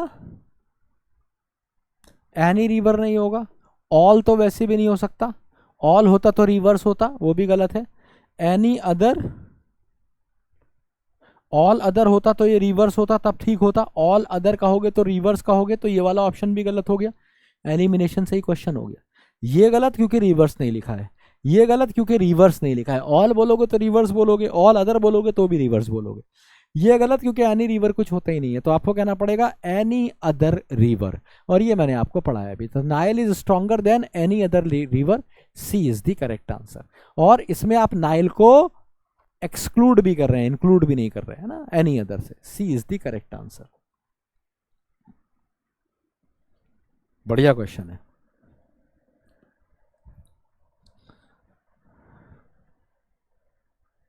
क्वेश्चन कहता है the climate of Haryana is better than Delhi, so the climate of Haryana is better than that of Delhi. अब आप कहोगे दैट ऑफ क्यों कहा? भाई अगर मैं सिर्फ इतनी बात कहता कि Haryana is better than Delhi, sentence grammatically बिल्कुल सही होता। मैं हरियाणा का कंपैरिजन दिल्ली से कर रहा होता कि हरियाणा दिल्ली से बेहतर है, ग्रामेटिकली सेंटेंस बिल्कुल सही होता। लेकिन मैं ये कह ही नहीं रहा हूं, मैं बात कर रहा हूं क्लाइमेट की। तो जो क्लाइमेट है हरियाणा का वो बेहतर है किससे? That of Delhi. वो जो दिल्ली का है, वो जो दिल्ली का क्या है? क्लाइमेट। तो ये जो दैट ऑफ आया है किसके लिए आया है? क्लाइमेट के लिए आया है। नहीं समझे? एक सेंटेंस और देखो, the population of India is larger than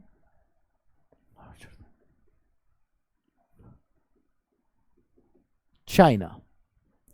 तो अगर सेंटेंस सिर्फ इतना होता कि India is larger than China, तो ये सेंटेंस सही होता। अगर सेंटेंस इतना होता है India is larger than China, तो सेंटेंस सही होता ग्रामेटिकली, बिल्कुल सही होता। एक कंपैरिजन, एक कंट्री का कंपैरिजन दूसरी कंट्री से हो रहा है, बिल्कुल सही होता। लेकिन ये बात हो ही नहीं रही ना, तुम बात कर रहे हो पॉपुलेशन की, तो पॉपुलेशन सब्जेक्ट है। तो पॉपुलेशन ऑफ इंडिया, इंडिया की पॉपुलेशन ज्यादा है चाइना से, चाइना की पॉपुलेशन से, तो तुम्हें यहां पे कहना पड़ेगा दैट ऑफ। तो पॉपुलेशन के लिए आया दैट ऑफ चाइना। ठीक है, उम्मीद है कॉन्सेप्ट समझ आया होगा। B is the correct answer. इस तरह के क्वेश्चन भी एग्जाम में बहुत फ्रीक्वेंटली पूछे जाते हैं। ये भी बढ़िया क्वेश्चन है, सब क्वेश्चन तो बढ़िया हैं।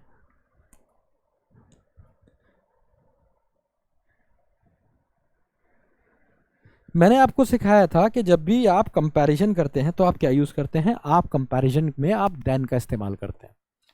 लेकिन कुछ एडवर्ब्स ऐसे होते हैं, एडजेक्टिव्स ऐसे होते हैं, जैसे Elder, senior, junior, prior, inferior, superior, prefer या फिर प्रेफरेबल। इन सब के साथ आप याद रखिए कंपैरिजन करने में THAN देन का इस्तेमाल नहीं करेंगे। किसका इस्तेमाल करेंगे, TO2 का इस्तेमाल करेंगे। जैसे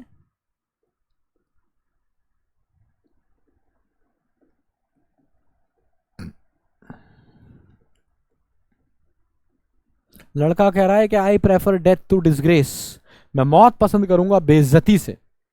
ठीक है, तो मौत पसंद करूंगा बेइज्जती से कंपैरिजन हो रहा है, लेकिन टू से होगा क्योंकि प्रेफर आया। या फिर आपने कहा, कह दिया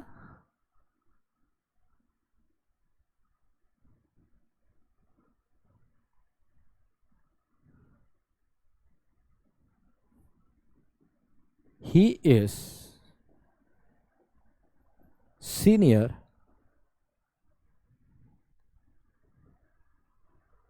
देन रमेश, तो ये देन आएगा ही नहीं, he is senior to me आएगा, या ही सीनियर टू रमेश। ठीक है, ऐसे यहां पे एल्डर के साथ देन नहीं, elder to, answer is A. ठीक है, अगला क्वेश्चन, आसान सा क्वेश्चन था, आसान सा कॉन्सेप्ट था।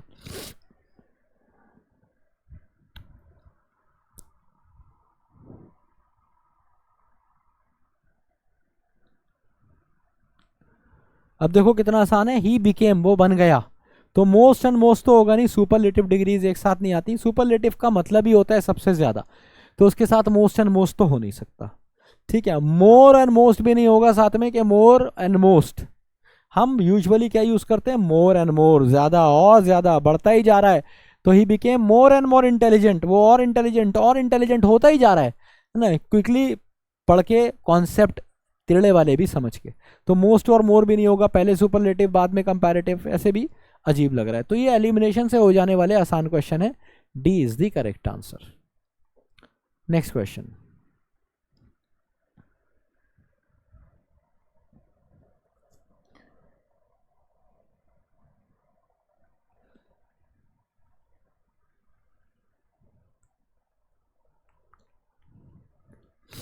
अब ये सेंटेंस सही है जब आप कहेंगे ही इज द बेस्ट, तो यहां पे हमें पता है कि ही कौन है, और हमें भी पता है कि द बेस्ट हम किस में से बात कर रहे हैं। ठीक है, तो ये आप ये मत सोचना ये इनकम्प्लीट है, इनकम्प्लीट नहीं है, ये अंडरस्टूड है। जब आपने गाना सुना होगा आई am the best, I am the best, तो इसका मतलब है कि आई एम द बेस्ट उन चीज़ों में जिनकी बात हो रही है। आप यूजुअली भी से बोलते हैं come on when it comes to work I am the best, जब काम की बात होती है मैं बेस्ट हूँ। ठीक है, तो जैसे तुमने देखा होगा जेरिको, क्रिस जेरिको एक रेसलर था, वो कहता आई am the best in the world in what I do. ठीक है, तो इन वॉट आई डू वो ये कहता था जो भी मैं करता हूँ उनमें बेस्ट हूँ। तो वो कभी कभी ये भी कहता था आई am the best, I am the best. तो इतना भी सही है कब, जब सामने वाले को बैकग्राउंड पता है। तो ही इज द बेस्ट, वो सबसे बढ़िया है, and deserves to be recognized, और डिजर्व करता है कि उसको पहचाना जाए, उसको पहचान मिले इसके हार्डवर्क के लिए। कोई गलती नहीं है सेंटेंस में, बिल्कुल सही है, D is the correct answer. Next question,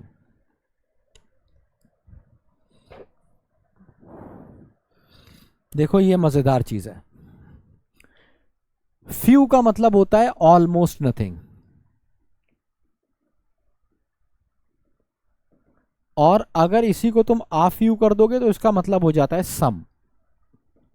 और इन दोनों का इस्तेमाल किसके साथ होता है? ऐसे नाउन्स के साथ जिनको आप काउंट कर सकते हो, जैसे I have few friends and I बेयरली go out. तो ये कह रहा है यार मेरे ना के बराबर दोस्त हैं। कितने दोस्त हैं मेरे? ना के बराबर दोस्त हैं। एंड आई बेयरली गो आउट, और मैं मुश्किल से तो कभी बाहर जाता हूँ, क्योंकि मेरे ना के बराबर दोस्त हैं। अब अगर, क्योंकि मैंने फ्यू का मतलब क्या है? Almost nothing. अगर इसी सेंटेंस को मैं आ फ्यू से बनाऊंगा तो मुझे कुछ ऐसे कहना पड़ेगा, I have uh few friends, क्योंकि आ फ्यू का मतलब है सम। अब मैं कह रहा हूं यार मेरे ना कुछ दोस्त हैं, पॉजिटिव बात हो गई। And I go out on weekends, और मैं वीकेंड्स पे उनके साथ बाहर जाता हूं। ऐसा कब हुआ? आई हैव आ फ्यू का मतलब हो जाएगा कुछ, सम। सो आई हैव फ्यू फ्रेंड्स, ना के बराबर दोस्त, and I have uh few friends का मतलब है कुछ दोस्त। ठीक है, तो ना के बराबर और कुछ को आपको देख के यूज करना पड़ेगा। जहां पे सेंस ना के बराबर का आएगा वो नेगेटिव होगा, जहां पे आ फ्यू आएगा वो पॉजिटिव होगा।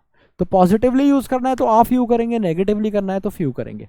सेम काम आप लिटिल और आ लिटिल के साथ करेंगे, लिटिल और आ लिटिल। भाई लिटिल का मतलब होता है ऑलमोस्ट नथिंग, और आ लिटिल का मतलब होता है वो ही फिर से सम। तो आप ऐसे कह सकते हैं ना, आई हैव लिटिल मनी, कितना पैसा है? ना के बराबर, and I can not invest. भाई ना के बराबर पैसा है, क्या इन्वेस्ट करूं? तुम्हारा फ्रेंड आया, भाई एक बढ़िया मेरे पास एक स्कीम है इन्वेस्टमेंट की, सिर्फ 10,000 लगाने हैं। तो 10,000 भाई 500 नहीं है। ठीक है, आई हैव लिटिल मनी, ना के बराबर पैसा है। ठीक है, and I can not invest, और आ लिटिल से बनाऊंगा I have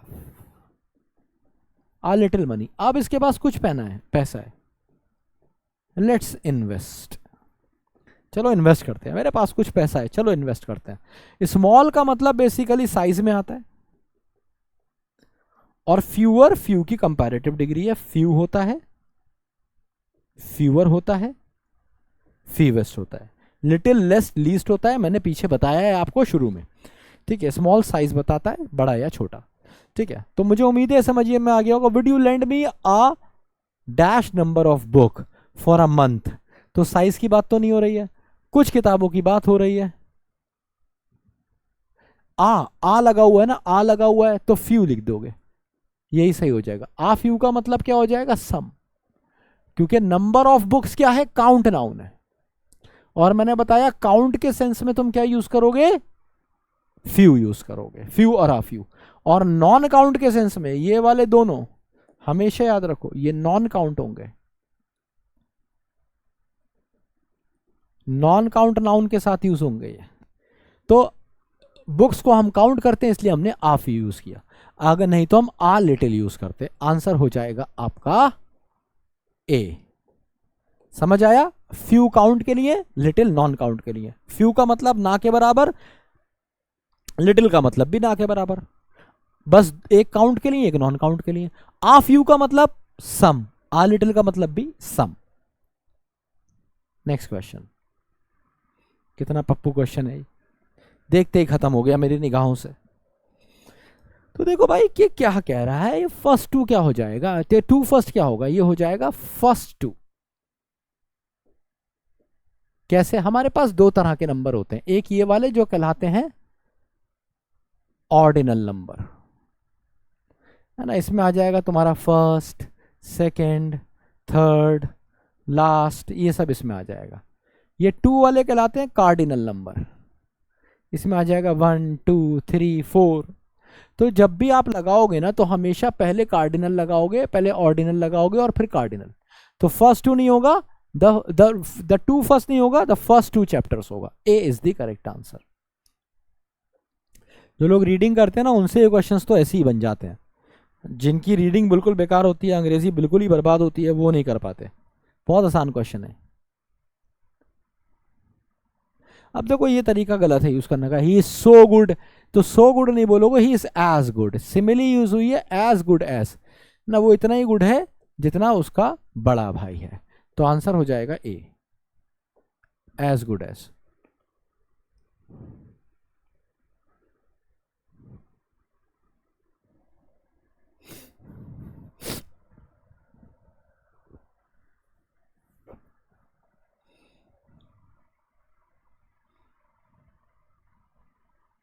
a computer is a commodity, तो अ कंप्यूटर का मतलब क्या है? देखो, कॉमन नाउन से पहले आ लगा है, पूरी कम्युनिटी को अपनी रिप्रेजेंट कर रहा है। ठीक है, जैसे मैंने कहा था मदर नोज, जैसे मैंने कहा था a soldier, once a soldier always a soldier, या मैं कहूं a soldier never retreats, so a soldier is a computer is a commodity. तो दोनों बार आ लगा है, बिल्कुल सही है। Worth buying given its usefulness in daily task, तो कोई गलती नहीं है, सेंटेंस का आंसर हो जाएगा डी, कोई भी गलती नहीं है, सेंटेंस एकदम सही है। अगला देखते हैं, अगेन 5 सेकेंड्स।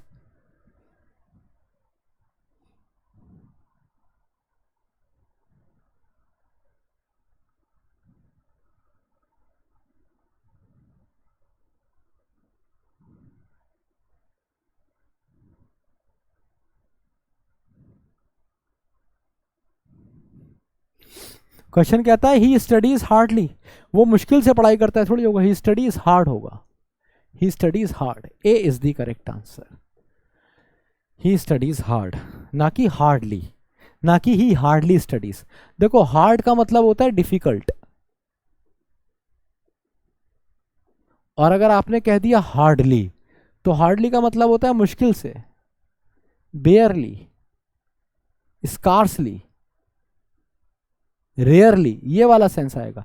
तो हार्डली का मतलब है मुश्किल से, और हार्ड का मतलब है मुश्किल।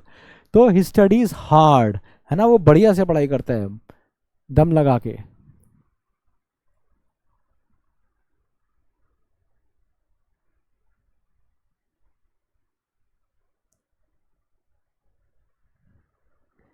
अब देखो ये क्वेश्चन थोड़ा ट्रिकी है, मतलब ये तो शायद तुम समझ जाओ कि एरर कहाँ पे है, पर कैसे सही होगा ये समझ पाओ तो बड़ी बात है।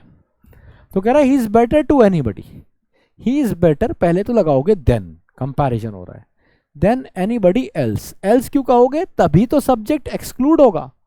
He is better than anybody, तो एनीबडी में तो ही भी आ गया, इसलिए एनीबडी एल्स कहना पड़ेगा। एनीबडी एल्स का मतलब है किसी दूसरे से, तो बेहतर है किससे? किसी दूसरे से, in esteem when it comes to solving tough problems. Answer हो जाएगा ए, टू काट के देन एनीबडी एल्स। ये भी आसान क्वेश्चन है, कॉमन सेंस से भरे हुए क्वेश्चन हैं, जिनकी थोड़ी बहुत भी अंग्रेजी सही होगी वो भी बना देंगे।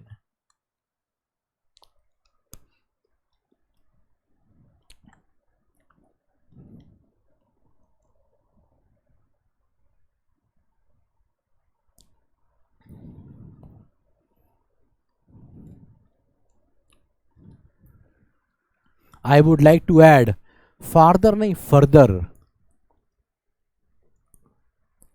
FUR further. फर्दर और फार्दर में क्या डिफरेंस है? देखो एक होता है फार, उसकी कंपैरेटिव डिग्री फार्दर, और उसकी सुपरलेटिव डिग्री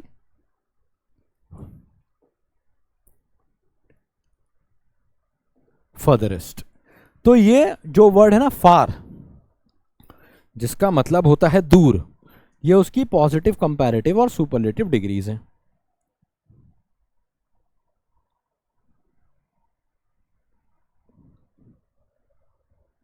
ठीक है, और जब आप कहते हैं FURTHER फर्दर, तो इसका मतलब होता है एडिशनल। तो I would like to add further meaning, additional meaning, more, more meaning to the studies, तो आंसर हो जाएगा बी, ना कि दूर का मीनिंग। तो कंपैरेटिव डिग्री फर्दर की नहीं आएगी, फार्दर आएगी, याद रखिए। तो आंसर हो जाएगा बी, फर्दर, फार्दर की जगह फर्दर। तो कह रहा है मैं रियल वर्ल्ड एप्लीकेशंस डाल के जिंदगी में कैसे यूज होंगी चीजें, मैं एजुकेशन को, स्टडीज को एक अलग लेवल पे लेके जाना चाहता हूं। Next question,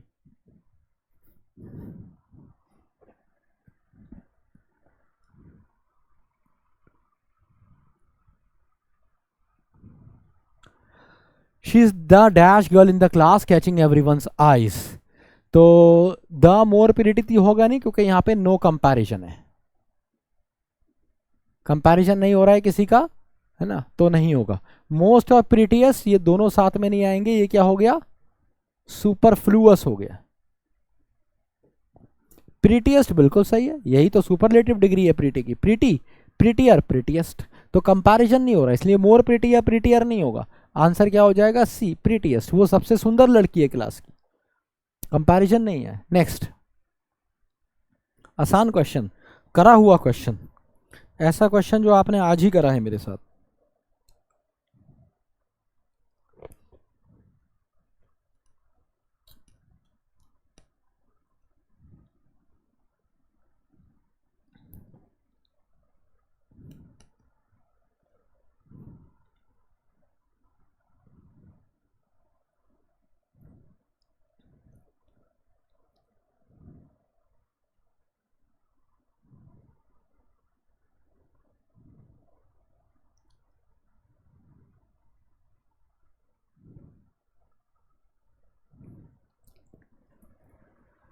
he is the strongest of the two friends. अब भाई तुम स्ट्रॉन्गेस्ट भी कह रहे हो, टू भी कह रहे हो, चूंकि दो दोस्तों की बात हो रही है तो इस नंबर को नहीं बदलेंगे, स्ट्रॉन्गेस्ट की जगह कर देंगे स्ट्रॉन्गर। मैंने आपको बताया था दो के केस में कंपैरेटिव यूज करेंगे, दो से ज्यादा के केस में सुपरलेटिव। यही बात आज पढ़ाई है, नोट्स में जाके पीछे एडजेक्टिव्स में देखिए, जहां पे मैंने केसेस ऑफ कंपैरिजन पढ़ाए हैं। ए इज द करेक्ट आंसर। अब थोड़ी सी वोकैब भी कर लेते हैं, एडजेक्टिव से इतना ही। तो मैंने आपको वो सारे क्वेश्चंस भी कराए हैं जो घुमा फिरा के पूछे जाते हैं, थोड़े आसान वाले भी कराए हैं, जो मोस्ट फ्रीक्वेंटली आस्क्ड क्वेश्चंस हैं वो कराए हैं मैंने आपको एडजेक्टिव्स में। साथ ही साथ मैंने आपको कंपैरेटिव और सुपरलेटिव्स की केसेस पढ़ा दिए हैं, वहां से क्वेश्चन फंसता है, उसको ध्यान से कर लेना। प्रोफाउंड का मतलब क्या होता है, प्रोफाउंड का मतलब होता है बेसिकली डीप, इंटेंस, ठीक है। तो इसका एंटोनिम बताना, ये सिनोनिम हो गया, मीनिंगफुल से कोई मतलब नहीं है। शैलो, शैलो का मतलब होता है एम्प्टी, ठीक है। वर्थलेस, कॉम्प्लेक्स का मतलब होता है इंट्रिकेट, कॉम्प्लेक्स, पजल्ड, मतलब कुछ उलझा उलझा हुआ, एनिग्मेटिक, उलझा हुआ, कंफ्यूज्ड, कॉन्फाउंडेड। भाई ये इतने वर्ड इसलिए दे रहा हूं क्योंकि आपको अपने वोकैब रजिस्टर में फंसाने हैं, वोकैब में लिख लीजिए इसे। B is the correct answer, उल्टा बताना है, मिसएंथ्रोपी। देखो इस वर्ड को करने का तरीका, जहां भी आ जाए एंथ्रो, एंथ्रो का मतलब होता है ह्यूमन बींग्स, मैन, और मिस का मतलब होता है बैड या इविल, जो दूसरों का बुरा चाहता हूं। मिसएंथ्रोपी मीन्स हेटर ऑफ मैनकाइंड, है ना, इंसानियत से नफरत करता है, इंसानों से नफरत करता है। उल्टा क्या हो जाएगा, फिलैंथ्रोपी। फिल का मतलब होता है लव, जहां भी फिल आ जाए लव, एंथ्रो मतलब मैन, तो lover of Mankind. Philanthropy. Apathy, apathy का मतलब होता है टॉर्पोर, इंडिफरेंस, इंसोशियंस,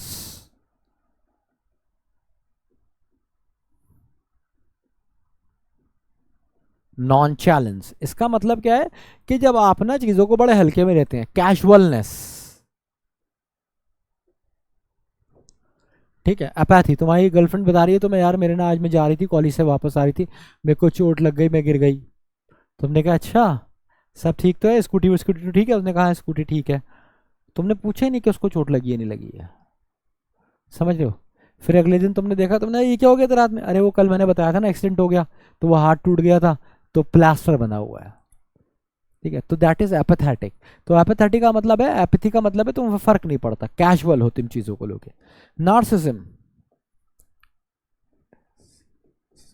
नार्सिज्म, फासिज्म, इसका मतलब क्या होता है बेसिकली अपनी चीजों को थोप देना, डिक्टेटर हो जाना, सिर्फ ये सोचना कि मैं सही, मेरा धर्म सही, मेरे लोग सही, मेरा परिवार सही, मेरी आर्मी सही, ऐसा कुछ भी सोचना नार्सिज्म या फासिज्म है, जिसका मतलब होता है फासीवाद या नार्सीवाद, नाजीवाद, कि जब जहाँ पे आप, ये हिटलर से और उस जमाने के रेवोल्यूशन से निकाले हुए वर्ड है, लोगों ने ये सोचना शुरू किया था कि सिर्फ हम ठीक है, जैसा हम सोच रहे हैं सिर्फ वही ठीक है, दैट इज नार्सिज्म या fascism.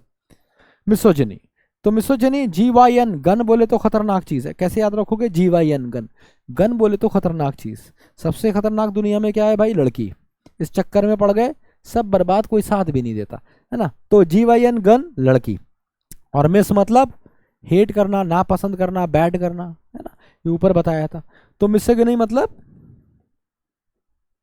Hater of women kind, और अजास से नफरत है इसे, है ना, ऐसा आदमी है ये, तो भाई आंसर हो जाएगा ए, फिलैंथ्रोपी। एफिमेरल क्या होता है, 5 सेकेंड्स। एफिमेरल का मतलब होता है जो थोड़े टाइम के लिए हो, ट्रांजिएंट, फ्लीटिंग, जो मोमेंटरी।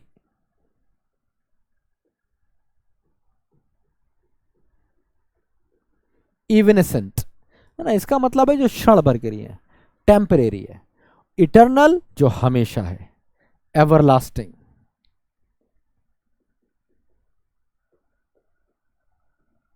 इमॉर्टल, एवरलास्टिंग, इटर्नल ना, फ्लीटिंग इसी का सिनोनिम हो गया। और ब्रीफ का मतलब होता है कंसाइज, सेकेंड, शॉर्ट, छोटा, छोटा कर देना किसी चीज को। आंसर हो जाएगा बी। सिनोनिम्स मिले हैं 3 4 3 4, भाई कॉपी कर लो, इसी में से फंसेंगे। वोरेशियस, वोरेशियस क्या होता है, वोरेशियस वर्ड बना है वोरासिटी से, है ना, वोरासिटी का मतलब होता है भूख, वोरेशियस का मतलब होता है ग्लटन, भुक्कड़। रैपेशियस,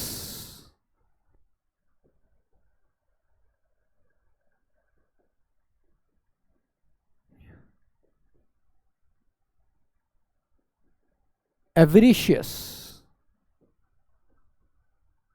ग्रीडी,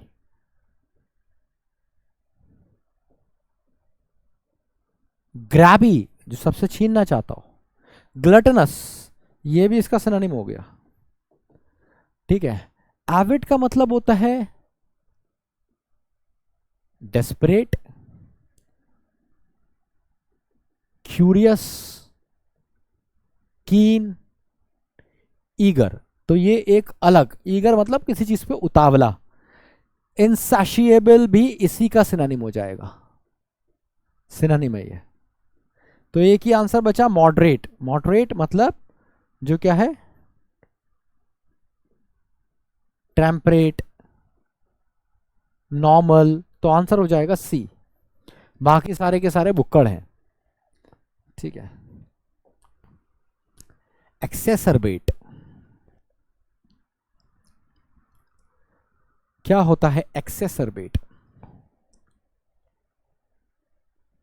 एक्सेसरबेट का मतलब होता है किसी की हालत को और बुरा कर देना, तो वर्सन इसका सिनोनिम हो गया। डिटेरियोरेट एक दूसरा सिनोनिम हो गया, है ना, ये सब सिनोनिम है।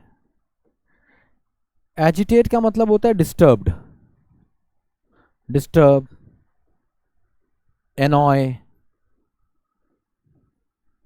एक्सेस्परेट,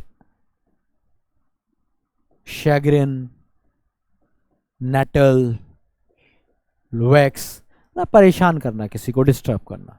एमिलियोरेट का मतलब होता है basically make better, improve, enhance, तो भाई यही आंसर हो जाएगा सी। इंटेंसिटी अभी मैंने पीछे बताया था, इंटेंसिटी का मतलब होता है डिग्री, शिद्दत किसी चीज की, तो आंसर हुआ आपका कौन सा, सी। और एक्सेसरबेट के लिए वर्सिन, डिटेरियोरेट, आपको वर्ड भी मिले, तो आंसर होगा एमिलियोरेट, किसी चीज को बेहतर कर देना। तो आज की क्लास में आपने करे बहुत सारे वर्ड्स, वोकैबुलरी, साथ में सीखा आपने कि डिटरमाइनर्स क्या होता है। डिटरमाइनर्स में आपने जाने कि एक चीज़ होती है आर्टिकल्स और एक चीज़ होती हैं एडजेक्टिव्स, और दोनों को आपने अलग अलग तरीके से पढ़ा, इन पे क्वेश्चंस लगाए, इन पे कॉन्सेप्ट्स करे और इन पे नोट्स बनाए। तो मुझे उम्मीद है कि ये क्लास आपको पसंद आई होगी, ठीक है, अच्छा लगा होगा पढ़ के। क्वेश्चन ज़रूर लगाते रहिए, ये आपके लिए बड़ा इंपॉर्टेंट है। डीपीपी बड़ी इंपॉर्टेंट है, डीपीपी ज़रूर लगाइएगा। वीकली टेस्ट लगाते रहिएगा, और मैंने आपको बताया प्रैक्टिस के लिए आप डिफेंस वाला से प्रैक्टिस भी कर सकते हैं। एनडीए के कोई भी बैच उठा लीजिए, उसमें ये चैप्टर्स मैंने पढ़ाए हैं, क्योंकि ग्रामर का सिलेबस काफ़ी हद तक सेम रहता है, आपका भी और उनका भी, तो आप वहाँ से चैप्टर्स उठा उठा के प्रैक्टिस कर सकते हैं, आपको बहुत हेल्प मिलने वाली है, ठीक है। चलिए, ये सारा मैंने आपको फ्री प्रैक्टिस का बताया। अब मुझे ज़रूर बताइएगा कि ये क्लास आपको कैसी लगी। अपना ख्याल रखिए, पढ़ते रहिए, सीखते रहिए, और सबसे इंपॉर्टेंट, ज़िंदगी में उतारते रहिए। Love you all. जय हिंद, जय भारत।